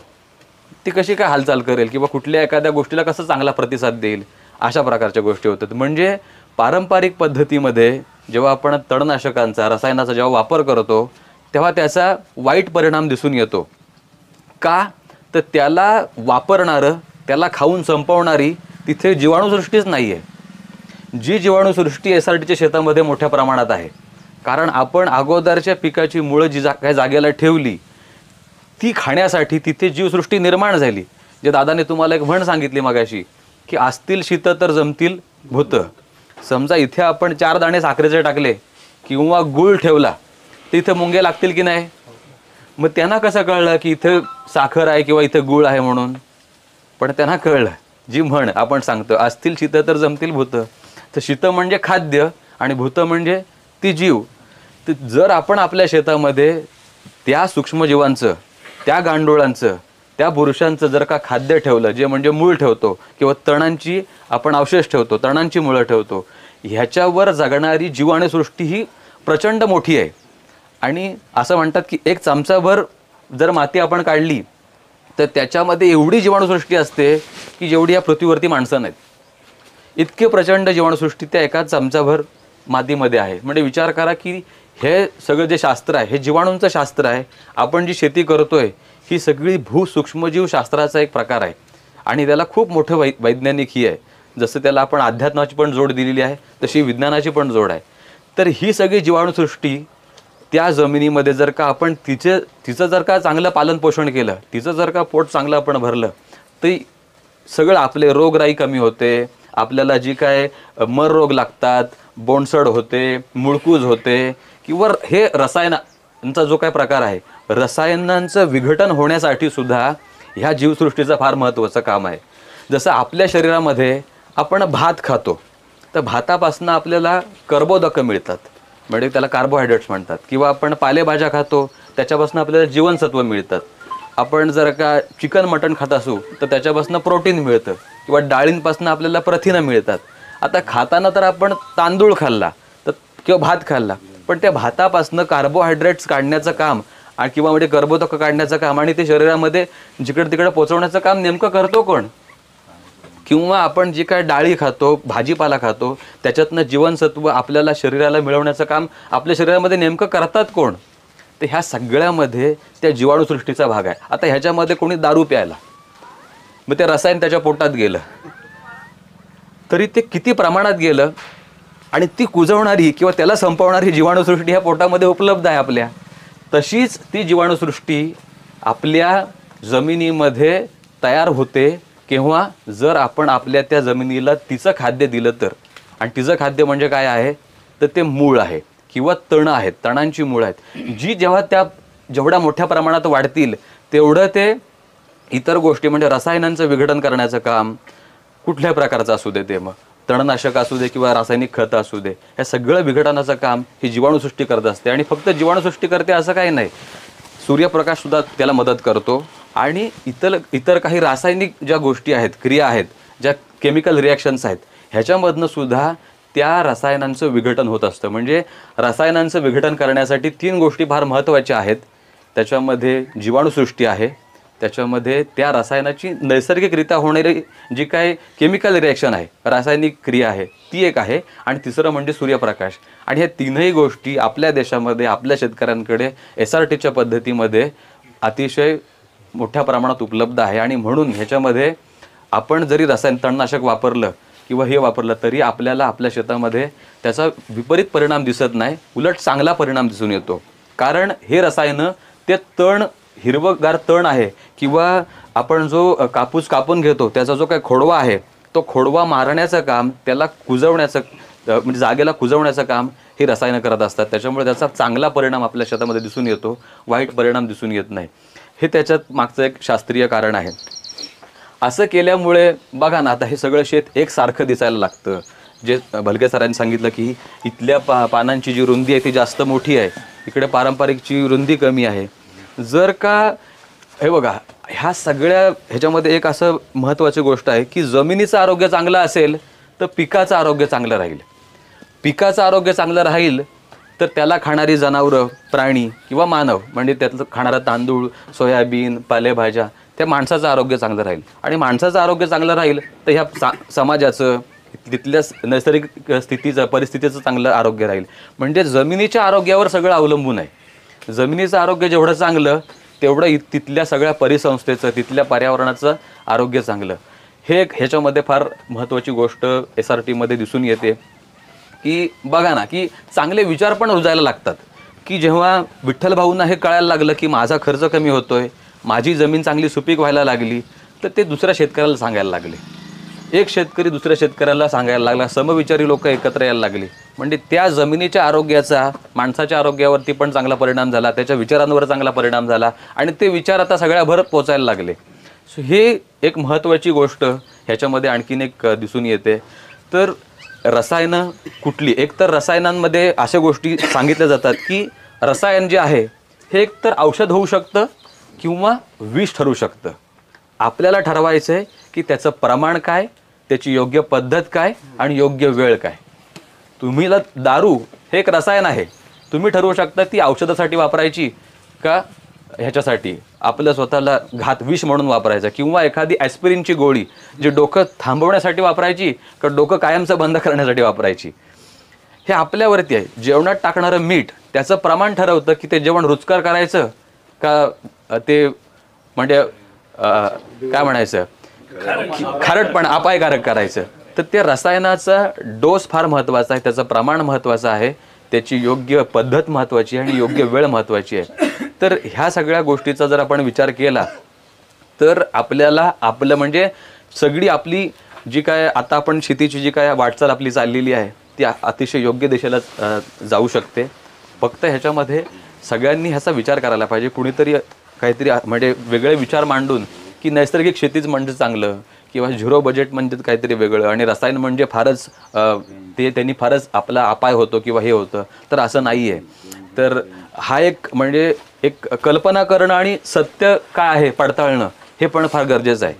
सगळ्यांना असं वाटतं की म्हणजे रसायनांमुळे आपल्या शेती खराब होतात, पण दादाने मागाशी सांगितलं की रसायन वापरणं किंवा हे काय प्रत्येक शेतकऱ्याच्या खिशात काय भरपूर जास्त पैसे आलेत का की त्यांनी बाजारात न जाऊन विकत आणून ते रसायन शेतात आणून टाकावं मोठ्या प्रमाणात, तर नाही. पण तो मजबूर आहे, कारण त्याचं पीक मागणी करते, त्याची जमीन मागणी करते की मला जास्त खत पाहिजे, मला आता हे कीटकनाशक आहे त्याचा त्रास होतोय, मला ते फवारलंच पाहिजे. त्याचं पीक बोलतं, त्याची जमीन बोलते, म्हणून तो शेतकरी बाजारातून जाऊन आणतो आणि फवारतो. पण ते का त्याला करायला लागतं असं, तर त्याच्या मागचं जर का आपण बुडात गेलो, त्याच्या खोलात गेलो तर आपल्याला त्याचं उत्तर सापडतं की ही परिस्थिती शेतकऱ्यावर का आली, तर ती नांगरणीमुळे आली आणि नांगरणीच्या अत्याचारामुळे आली. कारण बघा ना, इथे आता म्हणजे साधारणतः म्हणजे आम्हाला अगोदर वाटत होतं की नांगरणी ही फक्त सुरुवातीला आणि म्हणजे पीक लावण्याच्या अगोदर आणि पीक काढणीच्या नंतर हे दोनच फक्त प्रकार माहिती होते. पण इथं तर असं सांगण्यात आलं आम्हाला की पीक थोडं वाढायला लागल्यापासूनच ती वखर सतत पाळ्या चालूच आहेत. म्हणजे तो नांगरणीचा इतका अत्याचार आहे त्याच्यावरती, त्या जमिनीवरती, की तिथे सूक्ष्मजीवाणूंची काहीच वाढ होणार नाही, अशा प्रकारची परिस्थिती निर्माण होणार आहे झालेली आहे. त्याच्यामुळे आपल्या ह्या शेतीवरती जी काय आता विपरीत परिणाम दिसून येतोय की अति पाऊस झाला की शेतामध्ये पाणी तुंबून राहणं, त्याचा निचरा न होणं, त्याच्यामुळे मग त्या पिकांची मुळकूज होणं, हे सततच्या नांगरणीच्या अत्याचारामुळे झालेला ही आहे म्हणजे हा परिणाम आहे. तो हा परिणाम SRT पहिल्याच झटक्यामध्ये पहिल्या वर्षापासून सगळ्यात त्याचा हा विचारच बदलून टाकतो की सातत्याने नांगरणी हा विषयच थांबून जातो. आणि म्हणून ही इथली जमीन जी आहे अति पाऊस झाला, कमी पाऊस झाला तरीसुद्धा ह्या हवामान बदलाच्या परिस्थितीमध्ये तग धरून राहते, त्या हवामान बदलाला सामोरं जाते, तोंड देते, त्या हवामान बदलाशी मिळतं जुळतं घेते. अशा प्रकारची हा शेतीचा प्रकार तुम्हाला इथे दिसून येतोय. तर ह्याचे वेगवेगळे ह्या गोष्टी आहेत ह्या SRT पद्धतीमध्ये. ह्याचं शास्त्रामध्ये ह्याच्या 3 महत्त्वाची तत्त्वं मी तुम्हाला सांगितली की जमीन नांगरायची नाही, अगोदरच्या पिकाची जी मुळं आहेत ती आपण जागेला ठेवायची आणि त्या मुळांचं त्या तणांचं खत करायचं आहे, मुळांपासून खत निर्मिती करायची. आणि तिसरी गोष्ट म्हणजे एकाच प्रकारची पिकं न घेता पीक बदल करायला पाहिजे, पीक फेरपालट करायला पाहिजे. म्हणजे खरीपात समजा तुमचा कापूस असेल तर रब्बीमध्ये तुमचा आणखीन काही हरभरा, गहू किंवा मका अशी पिकं, किंवा नुसतं मक्यानंतर मका, कापसानंतर कापूस, सोयाबीननंतर सोयाबीन, हरभऱ्यानंतर हरभरा अशी हे घेणं टाळायचं आपल्याला. तर पिकांची फेरपालट करणं हा ह्याच्यातला एक आणखीन एक महत्त्वाचं तत्त्व आहे. तर अशा ह्या तत्वांवरती ही SRT म्हणजे SRTचं सगळं हे जे काय हा प्रोटोकॉल आहे, कार्यप्रणाली आहे, ही ह्याच्यावरती आधारलेली आहे. तर एवढंच मला तुम्हाला सांगायचं होतं की ह्यात अतिशय हे साधं सोपं तंत्रज्ञान आहे. फक्त समजून घेणंच ही सगळ्यात मोठी गोष्ट आहे. आणि ते आपल्याला आजपर्यंत हे वेगळं का वाटतं, कारण आजपर्यंत आपल्याला ज्यांनी शिकवलं आत्तापर्यंत, म्हणजे एवढ्या वर्षापासून आपण शेती करतोय, गेली 1000-2000 वर्षाची ही परंपरा एकाएकी मोडल्यासारखी आहे. आणि ते आपल्याला, आपण त्या सगळ्या गोष्टीच्या नांगराशी, बलरामाशी आपण भावनेने जोडलेलो आहोत. आणि एकाएकी हा बदल आपल्याला करणं शेतकऱ्याला नवीन असतो. त्याच्यामुळे ते पहिल्या वर्षी आपल्याला समजायला थोडंसं कठीण जातं. पण जो ग्रासलेला आहे, जो ह्या शेतीला वैतागलेला आहे, किंवा ह्या नांगरणी, मजूर आणि कमी उत्पादकता आणि ह्या हवामान बदलामध्ये पिकच हातात येत नाही आहे, तो जेव्हा काहीतरी नवीन करायचा प्रयत्न करतो, तो लगेच ह्याला स्वीकारतो. आणि ज्या पद्धतीने सगळ्यांनी आता सगळे शेतकरी दिसत आहेत की ह्या पद्धतीने ह्या SRT शेतीचा स्वीकार करतायत, तर ती परिस्थिती पण फार महत्त्वाची ठरते. एखादा बदल करायचा असेल आपल्याला, तर ती परिस्थितीसुद्धा फार तिथली जी आहे ती कारणीभूत ठरते. आणि म्हणून आता ह्या भागामध्ये हळूहळू ह्या गोष्टी सुरू झालेल्या आहेत. तर दादांचं एक फार चांगलं तत्त्व आहे की प्रयोग, परिवर्तन आणि प्रगती. जर का तुम्ही आपल्याला ह्या आता हवामान बदलाला जर का सामोरं जायचं आहे, तर आपल्याला काही ना काहीतरी प्रयोग करायलाच पाहिजे. किंवा ह्या बोंडअळीवरती, ह्या सगळ्या गोष्टींवरती आपल्याला सामोरं जायचं असेल आपल्याला, तर आपल्याला प्रयोग करायलाच पाहिजे. तर तुम्ही तुमची 5-5, 10-10 एकर शेती आहे, ते पहिल्याच वर्षी 5-5, 10-10 एकर करायची काय आवश्यकता नाही आहे. तुम्हाला 1 एकरामध्ये, अर्ध्या एकरामध्ये ह्याचा प्रयोग करायचा आहे. प्रयोग केला तुम्हाला की तुम्हाला त्यात काहीतरी बदल दिसेल, म्हणजे परिवर्तन दिसेल. आणि परिवर्तन झालं की प्रगती ही आपोआपच येते. जशी आता परशुराम भाऊंच्या शेतामध्ये प्रगती यायला लागली की त्यांनी आता सगळं कुंपण केलं, विहीर चांगली झाली त्यांची, आणखीन त्यांचं सगळं कुटुंब आता चांगलं शिक्षण घेत आहे आणि फार पुढे चाललेले आहेत. तर हा फार चांगलं तत्त्व हे एक आहे याच्यातलं आहे दादांचं, की जसं शेतीतलं तत्त्व 3 तुम्हाला सांगितली SRTची, की जमीन नांगरायची नाही, पहिल्या पिकाची मुळं जागेला ठेवायची आणि पिकांचा फेरपलाट कसा करायचा, तसंच शेतीतला नवीन बदल करण्याचं जे तत्त्व आहे ते प्रयोग, परिवर्तन आणि प्रगती हे आहे. तर अशा पद्धतीने आपल्याला आपल्या भागात आपल्याला हे नवीन SRTचं तंत्रज्ञान जे आहे ते नक्कीच फायदेशीर ठरू शकतं असं मला वाटतंय. आणि आपण सगळे एकत्र मिळून काम करणार आहोत. आणि आता तुमच्या भागातमध्ये सगळे शेतकरी तयार झालेलेच आहेत. हे गव्हाणे जी आहेत, रावसाहेब मोरे आहेत, आणखीन यांनी पण सगळ्यांनी केलेलं आहे. तर आपण एक चांगला ह्याचा एक नक्कीच दादा प्रोटोकॉल तयार करूया, ह्या कार्यप्रणाली ह्याची चांगली नक्की करूया, जेणेकरून सगळ्यांना हे समजायला सोपं जाईल. तर धन्यवाद मंडळी. भावित आहे खूप मोठ्या प्रमाणात आदिवासी. हे आदिवासी मुलांचं शिक्षण व्हायला पाहिजे, ती शिकून जीवन प्रवाहामध्ये आली पाहिजेत. आपलं स्वातंत्र्य मिळाल्यामुळे एकंदरीत जी भरभराट होईल किंवा जे चांगल्या गोष्टी येतील, त्या सगळ्याची जी गोड फळं आहेत ही सगळ्या समाजाला, म्हणजे जो मागे पडलेला समाज आहे त्याला ती फळं मिळावीत. हे सगळं ह्या सगळ्या लोकांचं, जे स्वातंत्र्यामध्ये काम केलेले लोक आहेत, पण गांधीजींपासून तर माझे वडील किंवा आणखीन तसे जे सगळे कार्यकर्ते होते, ते सगळ्यांना तो विचार डोक्यामध्ये होता, म्हणजे शेतकरी आणि कामकरी यांचं भलं व्हावं अशी त्यांची इच्छा होती. पण 70-75 वर्षामध्ये हे शेतकऱ्यांचं, आपल्याला शेतकऱ्यांचं जीवन माहिती आहे, भलं होताना दिसलं का आपलं? नाही झालं भलं. शेतकरी समाज जिथे आहे तिथेच राहिला. आणि त्याचे जे आकडेवारी सांगतात की अगदी साधा शिक्षक असो, त्याचा पगार इतक्या पटीने वाढला. मंत्रालयातला कोणी कामगार हे असो, एक त्याचा पगार तेवढ्या ह्यानी वाढला, पटीमध्ये वाढला. शेतकऱ्याच्या वस्तूंची किमती त्या पटीने वाढल्या का? तर बिलकुल नाही. म्हणजे त्या किमती तशाच खाली राहिल्या. त्याच्यामुळे शेतकरी आज आपल्याला जो दिसतोय तो गांजलेला, गरीब, चिंतामुक्त व्हायला पाहिजे, पण चिंतेने भरलेला आहे तो शेतकरी समाज. आणि त्याचं परिवर्तन होतं आहे ते म्हणजे खूप मोठ्या प्रमाणात शेतकरी आत्महत्या करताना दिसतात. तर ही जी परिस्थिती आहे, बँकेमधले लोक आत्महत्या करताना दिसतात का आपल्याला? नाही दिसत. पण शेतकरी मात्र खूप आत्महत्या करताना दिसतात. तर ही आपल्याला परिस्थिती जी बदलायला पाहिजे अशी अपेक्षा होती. स्वातंत्र्य मिळवणाऱ्या आपले ते जे म्हणजे पूर्वीचे लोक जे होते, की ज्यांनी ते स्वातंत्र्य यावं ह्याच्यासाठी प्राणपणाला लावून, म्हणजे माझ्या वडिलांना सुद्धा फाशी शिक्षा फरमावली होती, ती प्रत्यक्षात आली नाही. पण इतकं त्या लोकांनी काम केलं. तर त्यांच्याकडनं म्हणजे मला माझ्या वडिलांकडनं प्रेरणा मिळून मी अमेरिकेतलं माझं वास्तव्य थांबवलं आणि मी 1976 साली शेतीवर आलो आणि शेतीवर कामाला सुरुवात केली. आज सगुणाबाग ज्यांनी पाहिली आमची शेती, इथे काही लोकांनी पाहिलेली आहे, जरा हातवरती करा कोण कोण सगुणाबाग पाहिली असे. तीन तुमच्यापैकी आहेत की ज्यांनी सगुणाबाग पाहिलेली आहे. फार सुंदर असं जागा निर्माण झाली आहे. म्हणजे परवा इथे ज्या दिवशी आम्ही इथे औरंगाबाद, त्या दिवशी सकाळी इस्रायल देशाचे राजदूत तिथे 3-4 तास आले होते आणि असे खूप सारखे लोक, मुख्यमंत्री आले होते. आपले मुख्यमंत्री एकनाथजी शिंदे, बरोबर ना, 22 डिसेंबरला 22 मेला आपल्या इथे सगुणाबागेमध्ये आले होते. खूप लोक येत असतात. सगुणाबाग जशी आहे अशी आपला अख्खा संपूर्ण शेतकरी समाज या देशाचा व्हावा असं चित्र माझ्याजवळ, एक स्वप्न माझ्याजवळ समोर आहे.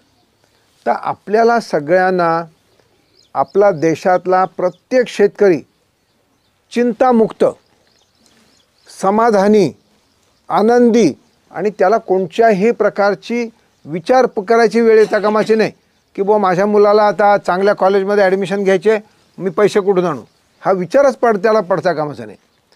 मला चांगलं वाहन पाहिजे, त्याला ती चिंताच पडता कामाची नाही. सहज गोष्टी उपलब्ध व्हाव्यात त्यासाठी. आणि त्याला सगळ्यात महत्त्वाचं म्हणजे समाजामध्ये प्रतिष्ठेने स्थान मिळावं. आज शेतकऱ्याला सहजपणे कुठे समाजामध्ये एखाद्या कार्यक्रमात गेलं तर त्याला पुढे आणून बसवतात का हाताला धरून? नाही, बिचारा तो मागेच राहतो. ही गोष्ट जी आहे हे बदलायला पाहिजे. हे मी अनुभवलेलं आहे बरं का. अमेरिकेहून आल्यावर पुढची 10 वर्ष मी असं अनुभवलं की आम्ही कुठेतरी कोपऱ्यात बसून राहायचो, आम्हाला पाणी पण कोणी विचारलं नाही. माझी पत्नीसुद्धा कॅन्सरमधली मोठी शास्त्रज्ञ आहे. आम्हाला कोणी पाणी पण दिलं नाही, ना आमच्या गावातल्या मित्रांनी दिलं का कोणी नातेगोत्याच्या लोकांनी दिलं. ही आम्ही अनुभवली परिस्थिती आहे. तर हे आता पूर्ण परिस्थिती बदलली आहे. आता मोठे मोठे लोक येतात आणि तेच आमचे नात्यागोत्याचे लोक, अरे आम्ही ना ते त्याचे आम्ही ते नातेवाईक म्हणून, अरे बाबा या आता बसा. तर ही परिस्थिती आपल्याला जर यायला पाहिजे असेल तर आपल्याला सगळ्यांना सगळ्यात पहिलं जे काम करायला पाहिजे, जे आपणच करू शकतो, ते म्हणजे आपली भूमाता जी आहे, भूमाता म्हणजे जमीन, ही आपण सशक्त करायला पाहिजे. आपली भूमाता सशक्त करणं म्हणजे अगोदर मला वाटायचं बापरे किती मोठा धोंडा डोक्यावर घेऊन इकडून तिकडे घेऊन जायचं आहे. पण ते काम आता तितकं कठीण राहिलेलं नाही. हे काम ह्या इथे आपण सिद्ध झालेलं पाहतोय. विठ्ठलरावनी गेल्या 3 वर्षापासून केलं आहे आणि कोणी आणखीन 4 वर्षापासून त्यांनी सुरू केलेलं आहे. किंवा आणखीन हे आमचे रावसाहेब मोरे, हां 3 वर्षापासून. पण रावसाहेब मोरेंनी किती वर्ष?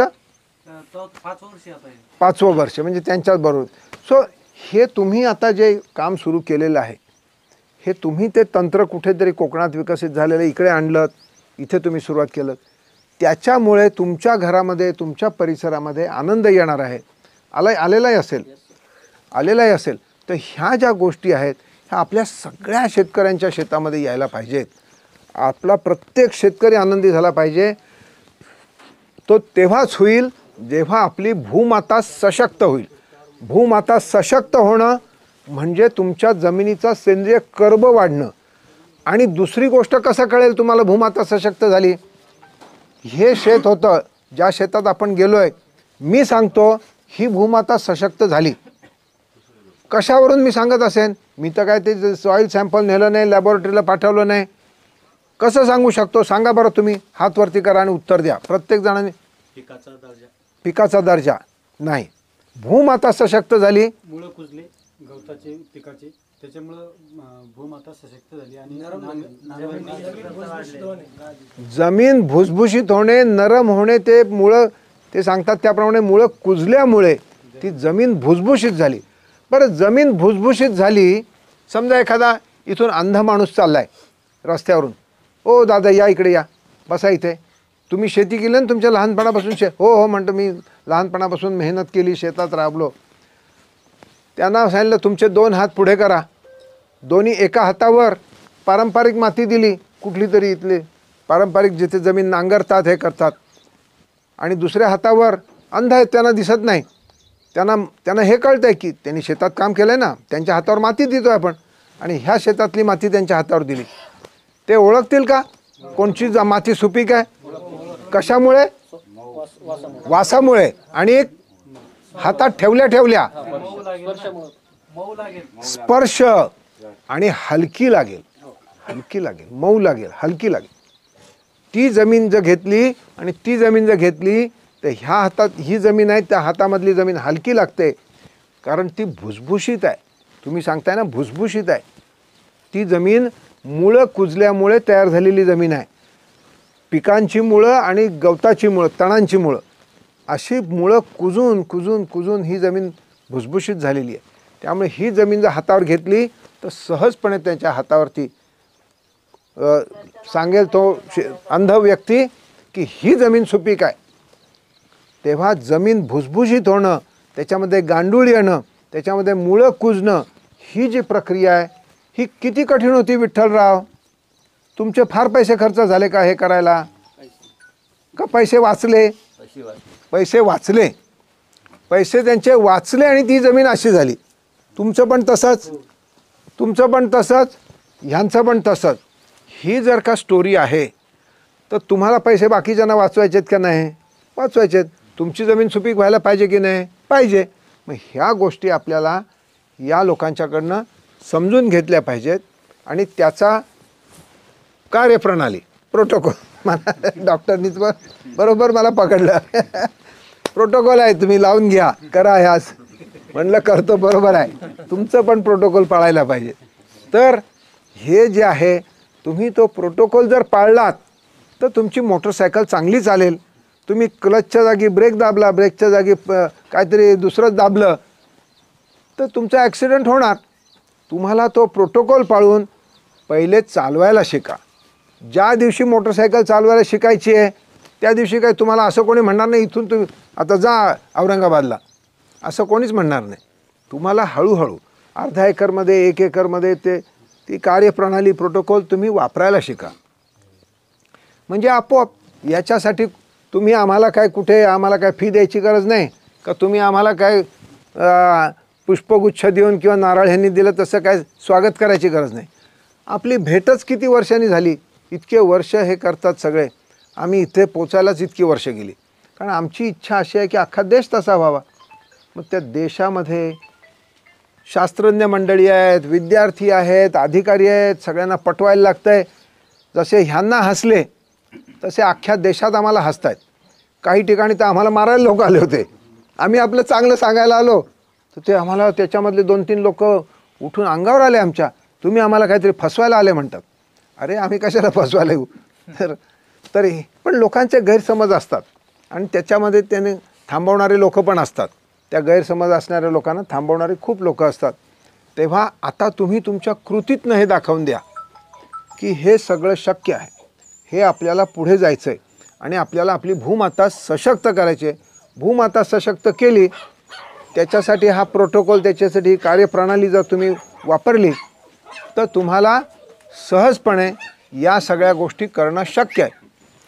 मला असं वाटतं ते गप्प बसतीलच आता, त्यांना पण लेक्चर द्यायची इच्छा आली. तर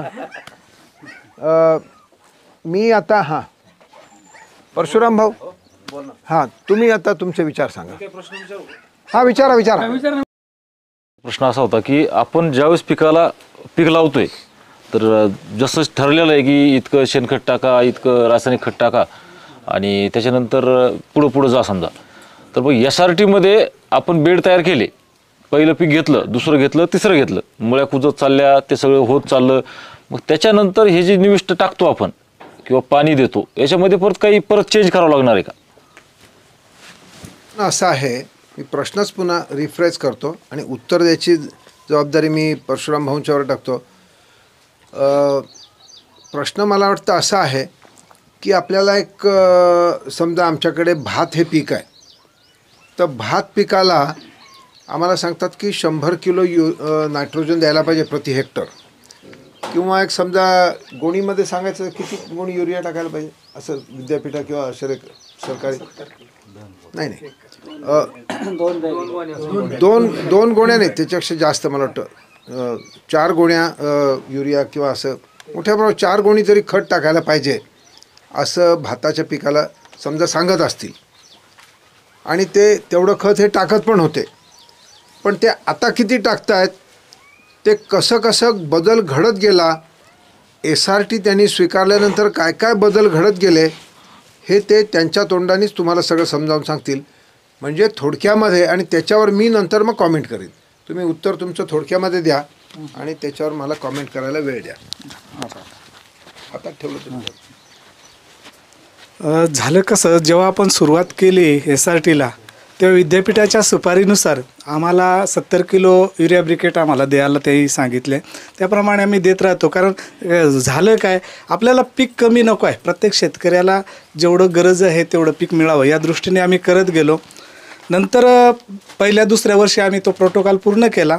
तिसऱ्या वर्षी असं जाणवलं की पिकामध्ये क्वालिटी दिसते, चांगलं दिसतंय, फक्त भाताला, बाकी कडधान्याला वगैरे देत नव्हतं. मग पिकामध्ये ती दिसायला लागली. थोडंसं मी कमी करून पाहिलं की 50 किलो मारलं. चौथ्या वर्षी अरे अजूनही कमी मागणी वाटते, मग 30 किलो 20 किलो, म्हणजे स्टेपने मी कमी आलो. एकदम मी डायरेक्टली शेतामधून रासायनिक खत काढलं असा कधी झालं नाही, कारण मला पीकही असणं आवश्यक आहे. मी एकदम सेंद्रियमध्ये गेलो असतो तर माझं पीक पण कामातून जाईल, कारण माझ्या जमिनीमध्ये अन्न साठा व्हायला थोडा वेळ पाहिजे होता. आणि तो मला 6व्या वर्षी असं जाणवला की आता परिपूर्ण पीक तुमचं बाहेरून अन्नाची मागणी मागत नाही, मी ते सोडून दिलं. म्हणजे एकंदरीत मला 6 वर्ष याच्यामध्ये परफेक्ट लागले की मला पूर्ण 100% रासायनिक खतातून माझी मुक्तता मिळाली. आणि याच्यामध्ये जो सेंद्रिय पदार्थ जो मिळतोय, आता बहुतेक अजून एक मी मध्येच थोडंसं जास्ती बोलतोय की आपल्याकडे एक प्रश्न राहील, मग माझ्याकडे गुरं आहेत, आता तुम्ही नांगरायचंच नाही, मग मी माझं शेण टाकायचं कसं, हा एक प्रश्न तयार होतोय. कारण मला शेण टाकायचं आहे ना. मग जे SRTवाल्यांच्याकडे जे असेल तर त्यांनी वाफे दुरुस्तीच्या अगोदर आपल्या वाफ्यावर शेण टाकून घ्यावा आणि मग नंतर वाफे दुरुस्ती करावी, म्हणजे ती माती वरती येते. तर हा एक प्रश्न मी माझ्या वतीनेच तुम्हाला ते सांगून ठेवतो. बाकीचं तर मंडळी बरोबर आहे. तर सगळ्यात महत्त्वाचं असं आहे की आत्तापर्यंत आपल्याला ज्या शेती करायला सांगितली शेतकऱ्यांनी, अमुक करा तमुक करा तमुक करा, ते करत असताना पुन्हा स्वातंत्र्य लढ्याच्यापर्यंत मी जाऊन पोचतो. गेल्या 70 वर्षामध्ये आपण मेहनत केली, आपण अन्न निर्मिती केली. आपण जर अन्न नसतं निर्माण केलं तर या देशातले वकील, या देशातले इंजिनियर, या देशातले प्रोफेसर, शिक्षक, मंत्रालयातले लोक किंवा कोणी, हे सगळे लोक, त्यांना जगणं शक्य होतं का? नक्की नाही. अन्न आपण निर्माण केलं म्हणून त्यांना पाहिजे त्या गोष्टी त्यांनी करत राहिले. त्यांनी ते जे काही करत राहिले त्यासाठी त्यांनी किती पैसे खर्च केले? जेवढे त्यांना महिन्याला पगार बिगार काही म्हणून मिळतात त्यातले जास्तीत जास्त 10-20% पैसे त्यांनी आपल्याकडून अन्न खरेदी करण्यामध्ये खर्च केले. बाकीचे सगळे पैसे त्यांना पाहिजे त्या प्रकारची चैन, एज्युकेशन, फिरणं, प्रवास याच्यासाठी त्यांनी खर्च केले. तेव्हा आपण नुसतं काम करत राहिलो आणि आपण मेहनत करत राहण्यावर बियाणंवाले, औषधंवाले, ट्रॅक्टरवाले सगळ्यांनी त्यांचे व्यवसाय चांगले चालवले. आपण मात्र जिथे आहोत तिथेच राहिलो. आपल्याला जर ही परिस्थितीतनं बाहेर यायचं असेल तर मघाशी अनिलने तुम्हाला सांगितल्याप्रमाणे प्रगती, परिवर्तन, परिवर्तन आणि प्रगती आपल्याला गाठायला पाहिजे. आणि प्रयोग म्हणजे बदल. हा बदल आपल्याला चौकस आपण राहिलं पाहिजे, हुशारीमध्ये राहिलं पाहिजे. मी गेल्या वर्षी एवढं खत टाकत होतं, माझं पीक किंवा माझं शेत ते मागतंय का तेवढं? ते जर नसेल मागत तर थोडंसं कमी देऊन करून पाहिलं पाहिजे, प्रयोग करायला पाहिजे, बदल करून बघा, म्हणजे तुम्हाला ते लक्षात येईल. आणि हे विज्ञान आहे. हे सगळं जे आज सकाळपासून आपण एकमेकांशी बोलतोय, हे सगळं विज्ञान आहे. हे सगळं विज्ञान ते असं म्हणतं की तुमच्या जमिनीचा सेंद्रिय कर्ब वाढला की तुम्हाला त्या बाकीची बाहेरून द्यायची जी खतं आहेत ही आपोआपच कमी होतात. तर हा अनुभव पण सांगितला, त्यातलं विज्ञान पण मी सांगितलं. डॉक्टर साहेब, तुम्हाला काही महत्त्वाचा विषय मांडायचा होता का? याच्यामध्ये सर आता इथलं कर्ब जर मोजलं समजा आजूबाजूचं 0 पॉईंट काहीतरी खाली असेल हो. आणि म्हणलं जातं किंवा 0.1 जर असेल किंवा दोन तर नाहीत पण 1 जरी असेल तर ते आपण खूप श्रीमंत झालो बा. खूप श्रीमंत. हो. तर मग SRTला 1% यायला जर आपण गृहीत धरलं बा, मी बेड केले आणि मला 1% यायला पाहिजे, तर मग असं हे किती वर्षात तो शेतकरी 1% जाऊ शकतो? शेणखत न टाकता बरोबर टाकावं लागेल? नाही, शेणखत न टाकता आपण आता सगळे शास्त्रज्ञ मंडळी आपल्याला सांगतायत की आपला जो सेंद्रिय कर्ब आहे हा 0.3 0.4 म्हणजे 0.3 0.4 एवढा कमी आहे. तो 1% असायला पाहिजे. 1%वर यायला ही तुमच्या इथली जी परिस्थिती आहे ना, मला तर वाटतं 3च वर्षामध्ये येईल. आमच्याकडे कोकणामध्ये त्याला 6 वर्ष लागतात असं परशुराम भाऊ सांगतात. मी विठ्ठलरावना तुमच्या सगळ्यांच्या वतीने म्हणजे आमच्या वतीने तुमच्या सगळ्यांच्यासाठी एक प्रयोग करण्यासाठी विनंती करतो आहे. म्हणजे आम्ही येताना जे सगळे बघत होतो आणि आम्ही प्रोफेसर वगैरे चर्चा करत होतो की आज हे सगळं तुमचा जो कापूस उभा आहे, जिथे पाणी देत आहे तिथे नाही पाणी देत तिथेसुद्धा तो कापूस अजून हिरवागार दिसतोय. ह्याच्यावर आम्ही सगळेजण सतत चर्चा करतो आहे. मंडळी, हे जे वरती दिसतंय तुम्हाला हिरवं, त्याच्यापासून तुम्हाला जो कापूस मिळणार आहे त्या कापसाचा एक शब्द नवीनच आज आम्ही ऐकला, फरदड. फरदड म्हणजे आम्ही असं वेळ हा शब्द आला तरी कुठून, तो इंग्लिश शब्द कदाचित फर्दर याच्यावरून आला असावा. फर्दर आणखीन तुम्ही घ्या, आणखीन फर्दर काय मिळतंय, फर्दर काय मिळतंय का बघा. हा तो ह्या भागातला जो प्रचलित शब्द आहे. आणि मी पण जे माझ्याशी आम्हाला सांगत होते ते म्हणतात तेवढं काय त्या ह्याच्यातनं मिळणार नाही आहे. खरं तर बोंडअळीसाठी घरं तयार करायचं काम चालू आहे पुढच्या पिकासाठी, जे किडी आणि रोग. मग हे जर असेल तर विठ्ठलराव तुम्ही एक प्रयोग करावा. तुम्ही हा प्रयोग मी असा सुचवीन तुम्हाला, हे तुमचं जे शेत आहे ना, या शेतातला अर्धा किंवा 1/3 भाग त्याच्यातल्या फरदड पिकाची अपेक्षा सोडा आणि त्याला ग्लायफोसेट मारून टाका. ग्लायफोसेटचा डोससुद्धा एका पंपाला 150 मिली ग्लायफोसेट म्हणजे 15 लिटरला 150 मिली ग्लायफोसेट, स्टिकर 10 मिली 12 मिली एवढा युरिया, 1 लिंबू पिळा आणि अशा पद्धतीने तुम्ही ह्याच्यावर सगळं मारा. आणि ह्याची पानं गळेस्तोवर थांबा. पानं गळून गेली की ती कपाशी तोडा म्हणजे पार जमिनीलगत. यांनी कोणीतरी मगाशी सांगितलं, मी ऐकत होतो की 1 इंच खाली जर ठेवून बाकीची तोडली तर परत काय ती पुन्हा. आणि पहिलं तर आपण ग्लायफोसेट मारलेलंच आहे, त्यामुळे तेवढी ती कापा आणि लगेच दुसरं पीक तुम्हाला काय लावायचं ते लावा. याच्यावरचा तुमचा अभ्यास बघा की तेच पीक तुम्ही तिकडे लावा आणि हेच पीक ग्लायफोसेट फवारून ही फरदड तोडून तुम्ही ते पीक घ्या. मग आम्हाला असं वाटतं म्हणजे ह्यांनी ते सगळ्यात पहिल्यांदा 5-6 वर्षापूर्वी आम्हाला सांगितलं, आपण ते ठेवले बी नसतं, पण आता पाणी नाही आमच्याकडे, जनावर प्यायला पाणी नाही. हां, त्यामुळे ते हे ठेवलं नसतं यामध्ये माहिती नाही. पण हे जे पाणी म्हणजे ह्याला पाण्याला फायदा कसा होणार आहे तुम्हाला? पाऊस जरी नाही आला सर, हा, तरी पण हे थोडेफार का होत नाही प्रमाणामध्ये उत्पन्न येणार. म्हणजे पाऊस जरी नाही पडला, 2 क्विंटल 4 क्विंटल माल निघणार. बरं तर मी म्हणेन की बिन पाण्याचं एखादं पीक लावा. बाजरी होईल का आता? नाही, पाणी नसू दे. मी तेच म्हणतो, पाणी नसताना सुद्धा ह्याच्यामध्ये ह्या झाडामध्ये पाणी आहे ना, ह्या झाडामध्ये पाणी आहे, ह्या झाडामध्ये रस आहे. हा रस आणि पाणी जर तुम्ही जमिनीच्या आत उतरवलं आणि ती तुम्ही फरदडची कापून घेतली आणि तिथे बाजरी टोका. माझा अंदाज आहे तोपर्यंत बाजरी होईल. हा प्रयोग पाणी न देता 2 महिन्यापूर्वी माझ्याकडं एक लातूरचे असे शेतकरी आले होते, केंद्रे साहेब म्हणून. ते पोलीसमध्ये होते आणि त्यांची वडिलाची अशी चर्चा झाली की पीक हे पाण्यावर येत नाही, पीक हे ओलाव्यावर येतं. तर मग त्यावेळेस आमच्याकडं पूर्ण सगळे कापसं सुकून गेले होते. मग वडिलांनी त्यांनी एक प्रयोग करायचं मला सांगितलं. ते म्हणे आपण हे 1.5 एकरला काय करू, टँकरनी 3 टँकर म्हणजे एका ट्रॅक्टरच्या टँकरमध्ये 5,000 लिटर पाणी बसतं. तर मी 3 टँकर पाणी याला सोडून पाहिलं, म्हणजे फक्त थोडा वालावा काहीतरी तुम्ही जे म्हणता त्याच पद्धतीनं थोडा वाला देऊन पाहिला. तर त्याच्यानंतर माझा कापूस आहे का तर तेवढा 1.5 एकरचा एकदम हिरवागार झाला होता इतक्या थोड्या पाण्यामुळं.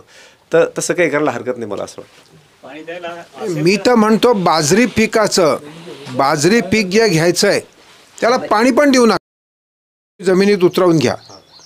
ते झालं की वरचं सगळं तुम्ही कोणत्याही पद्धतीने वरचा सगळा जो काडी कचरा आहे म्हणजे झाडं आहेत झाडावर तो सगळं कापून बाहेर काढा. आणि मग जी मुळं राहतील ती तुम्ही नांगर घालून रोट्या मारून काय जे असेल त्याचा चुरा करा. पहिल्यांदा तुम्हाला तुमची जमीन नांगरून चांगली भुसभुशीत करावीच लागेल, त्याच्याशिवाय तुम्हाला वाफे चांगले करता येणार नाही. यासाठी पद्धत समजा बेड पाडणं आवश्यक आहे का अनावश्यक? अत्यावश्यक आहे. नाही पाडल्यावर काय? बेड जर नाही पाडले तर त्या प्रोटोकॉल हा तेच म्हणतो जो प्रोटोकॉल बाबा तुम्ही म्हणता जसं काहीतरी करून पाहायचं. नाही, करून नका बघू. ह्याच्याबाबत आम्ही जे करून झालंय मला सांगा. तुम्ही आता असा प्रश्न विचारू शकाल का की अरे तो विठ्ठल होता का नव्हता, आपण जायचं का नाही वारीला? जे काम ज्ञानेश्वरांनी करून झालं, सगळ्यांनी करून झालं, तेच काम आपण परत कशाला करायचं? जाऊन यायचं. त्याला काय इंग्लिशमध्ये काय म्हणे, काहीतरी म्हणे वारी करायची. हां, जेवढंच आता सिद्ध झालंय त्याच्यात परत जाऊन मागे जाऊन तुम्ही संशोधन नका करत बसू. मनामध्ये प्रश्न असाही होतो की आपण एकदम नवीन तंत्रज्ञान स्वीकारतोय, उत्पन्न आपलं कमी बी येऊ शकतं, तर याच्यात तुम्ही थोडंसं योग्य उत्तर देऊ शकता. अगदी रास्त प्रश्न ह्या शेतकऱ्यांनी विचारलेला आहे की मी जर SRT नव्याने सुरू केली तर काहीतरी गडबड होईल आणि माझं उत्पन्न एकदम दणका खाली येईल. अगोदरच लोक हसतात, त्यात घरचे पण हसतील आणि मला गप्प करून टाकतील.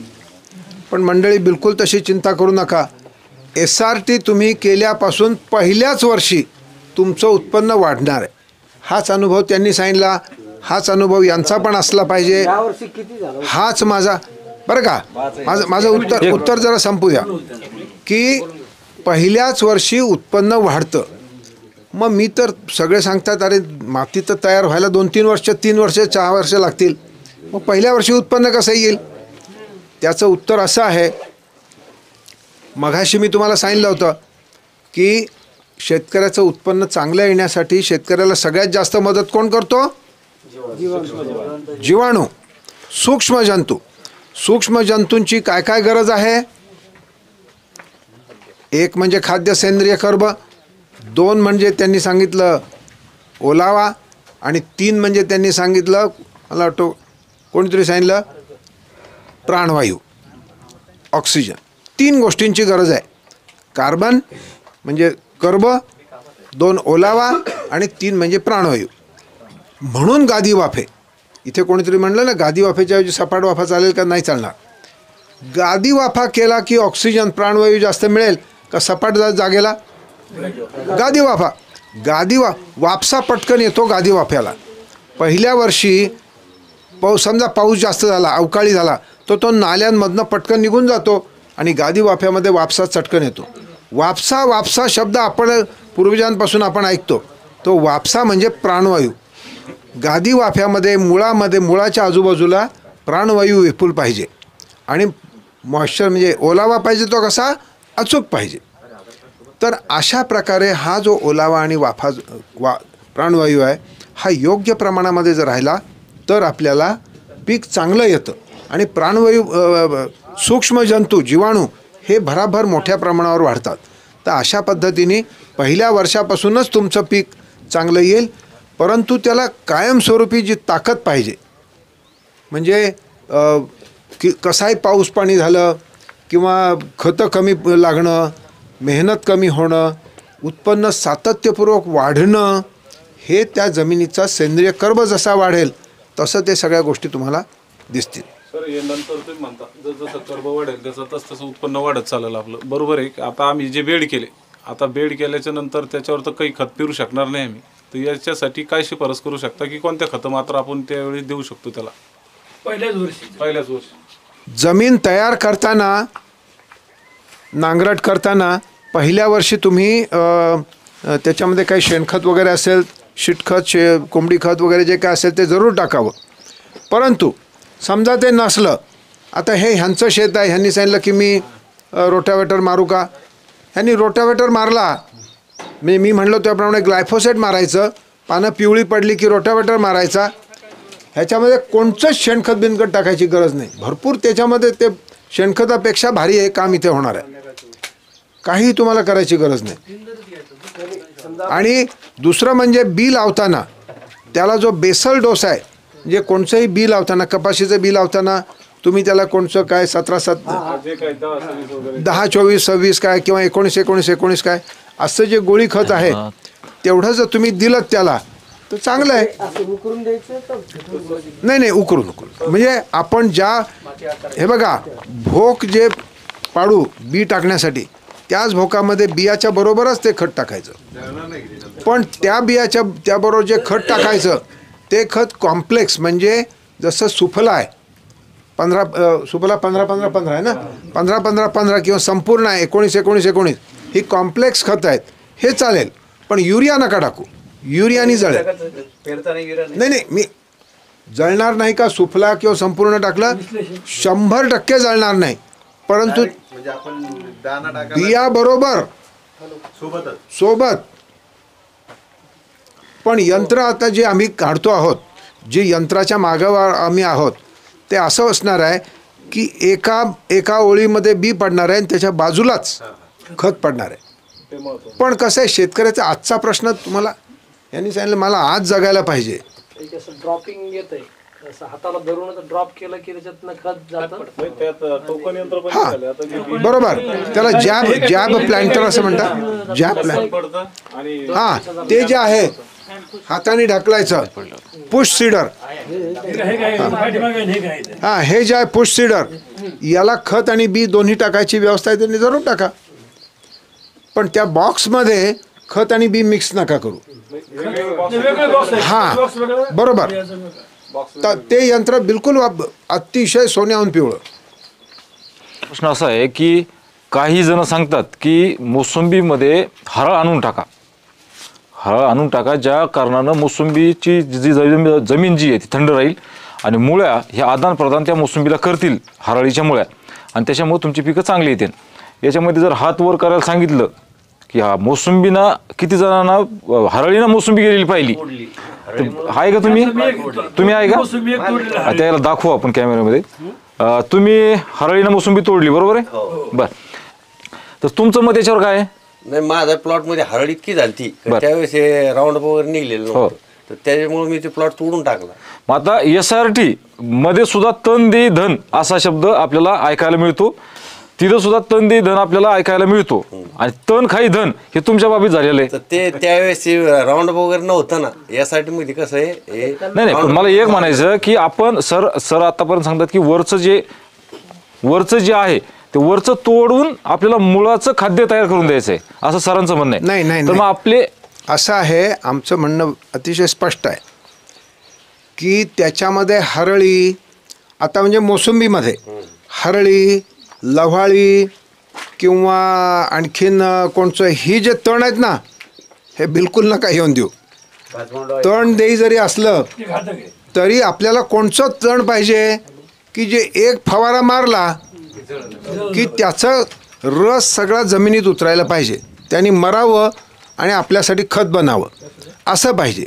हरळीला सुद्धा आता पण जे आपला प्रोटोकॉल आहे, शब्द काय, कार्यप्रणाली, जी कार्यप्रणाली तुम्ही वापरलीत की तुमच्या बागेमध्ये हरळी, लव्हाळा, ती लाजाळू किंवा आणखीन कोणचं फार भयानक घोळू, काटेमाठ, हे रेशीम फूल औषधाला सुद्धा राहणार नाही.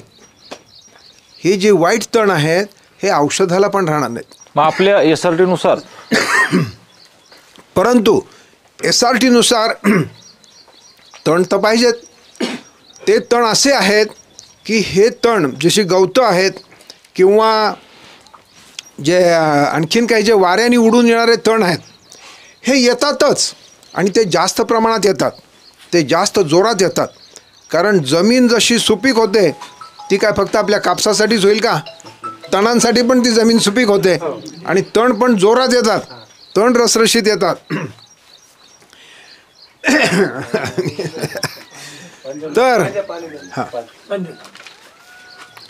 तर आपल्याला तण हे यायलाच पाहिजेत, परंतु जे घातक तण आहेत, फार वाईट तण आहेत, जे आपले नाहीत, आपल्याकडे फार त्रास देऊन आलेले अर्थ.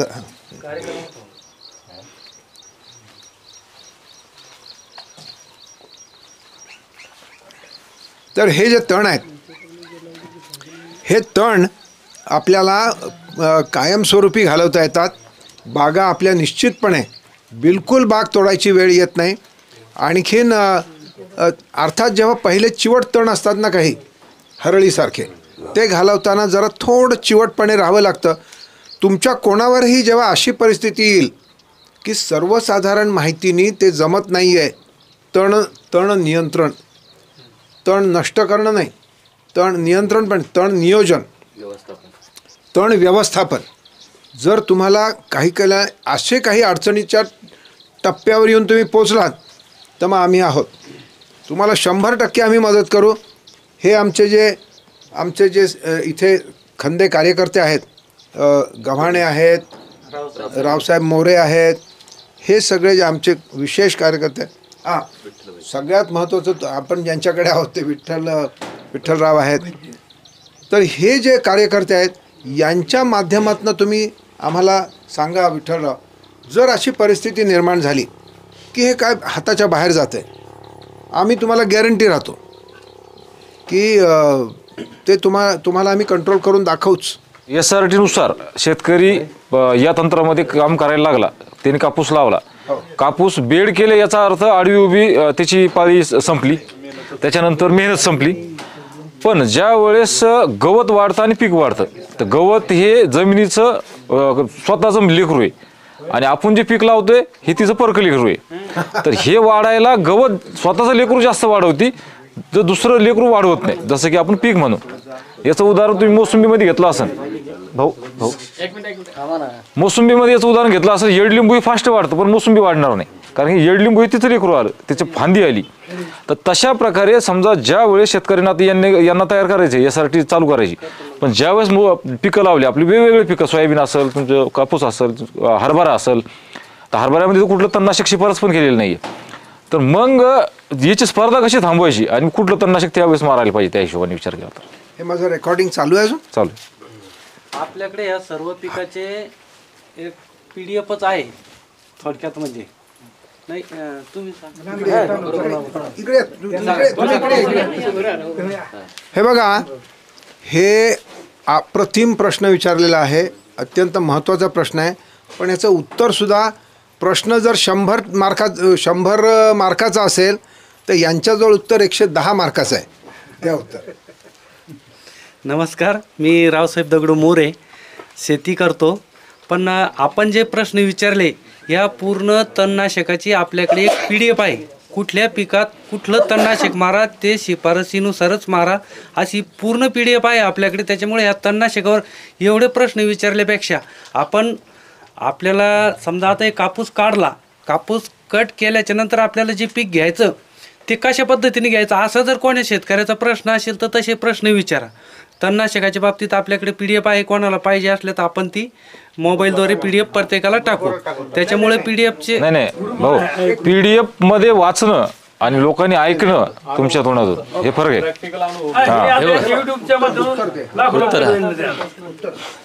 तणनाशकांचे ना 3 प्रकार आहेत.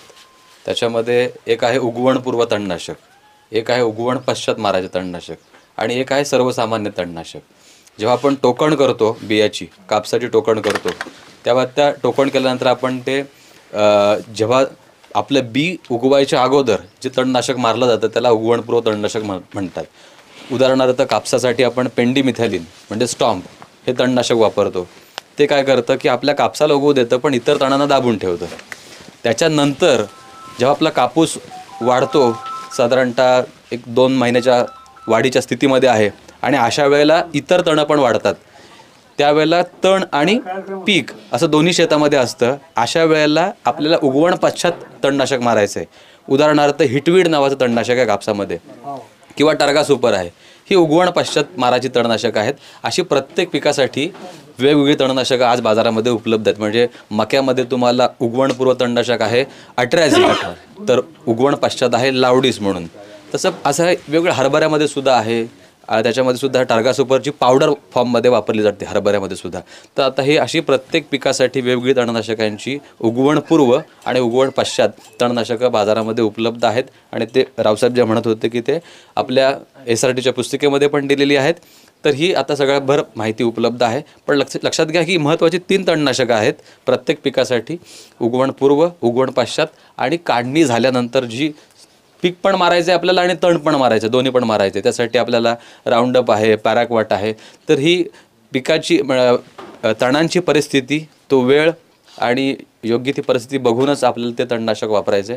तर अशा प्रकारची सगळ्यांची तणनाशकांची उपलब्धता बाजारामध्ये पण आहे. आणि आता हे सगळा अभ्यास पुढे चाललेला आहे. दरवर्षी नवनवीन तणनाशकं ठराविक तणांसाठी पण येत आहेत.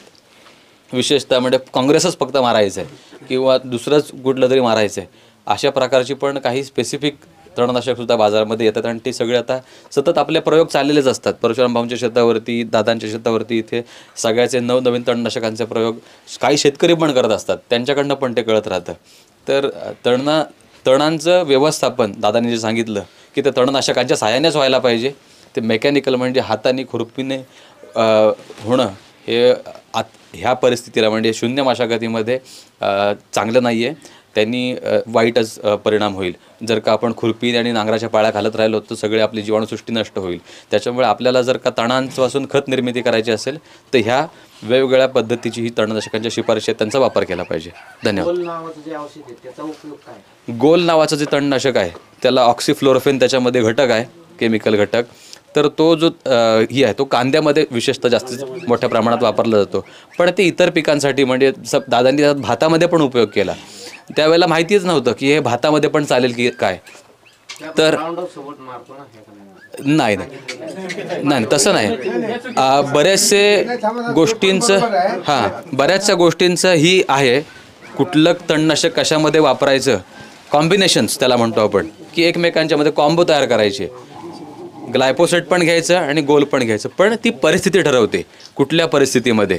असं आहे की आता आमच्याकडे अशी परिस्थिती असते की शेतामध्ये भरपूर तण आहे आणि आमचे जुने वाफे आहेत, गादी वाफे, 1-2 वर्षापूर्वीचे गादी वाफे आहेत आणि शेतामध्ये तण आहे. पण मी अगोदर लागवड करणार, टोकण करणार आणि टोकण केल्यानंतर मला उगवण पूर्व पण मारायचं आहे आणि उगवलेलं पण मारायचं आहे. मग अशा वेळेला मी काय करणार की त्या ग्लायफोसेटमध्ये गोलचं प्रमाण घेणार आणि मारणार.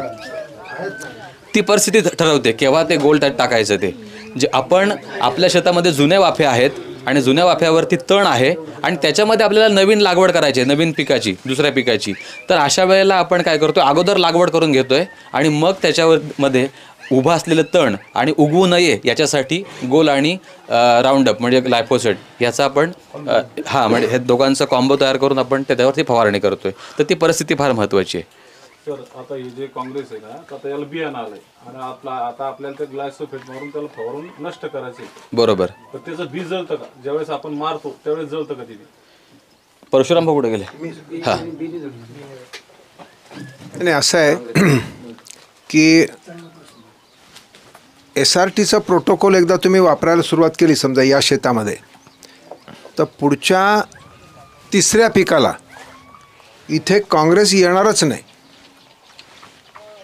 खरं वाटत नाही तुम्हाला, बरोबर? हां, ते होतं आहे तसं. पण तो प्रोटोकॉलमध्ये काय असतं की आज तुम्ही त्याला औषध मारलं की त्याचं झाड तर नक्की मरणार आहे, त्यातलं 50% बी पण मरणार, 50% बी जिवंत राहील.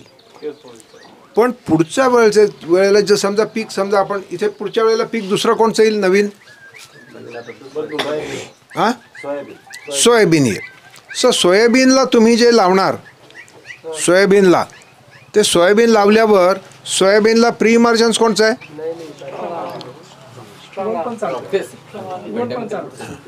जर तुझ्या हातात ठेव, पेंडामिथिलिन किंवा गोल पण चालेल का? हां. तुम्ही ते पेंडामिथिलिन किंवा गोल मारलं की त्याच्यामध्ये तो तुमचं काँग्रेस आहे ते उगवणारच नाही.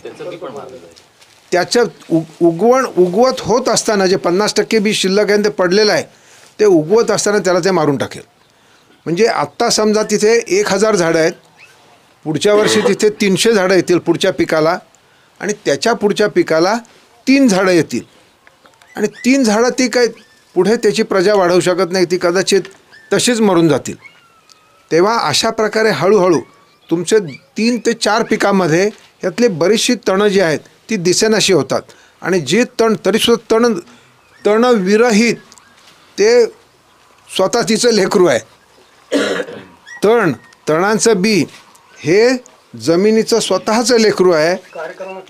आणि आम्ही जे लावलेलं आहे नंतर सोयाबीन किंवा हे काय कुठलं सावत्र लेकरू आहे.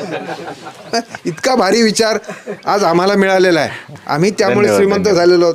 अतिशय मस्त विचार हा आम्हाला मिळालेला आहे.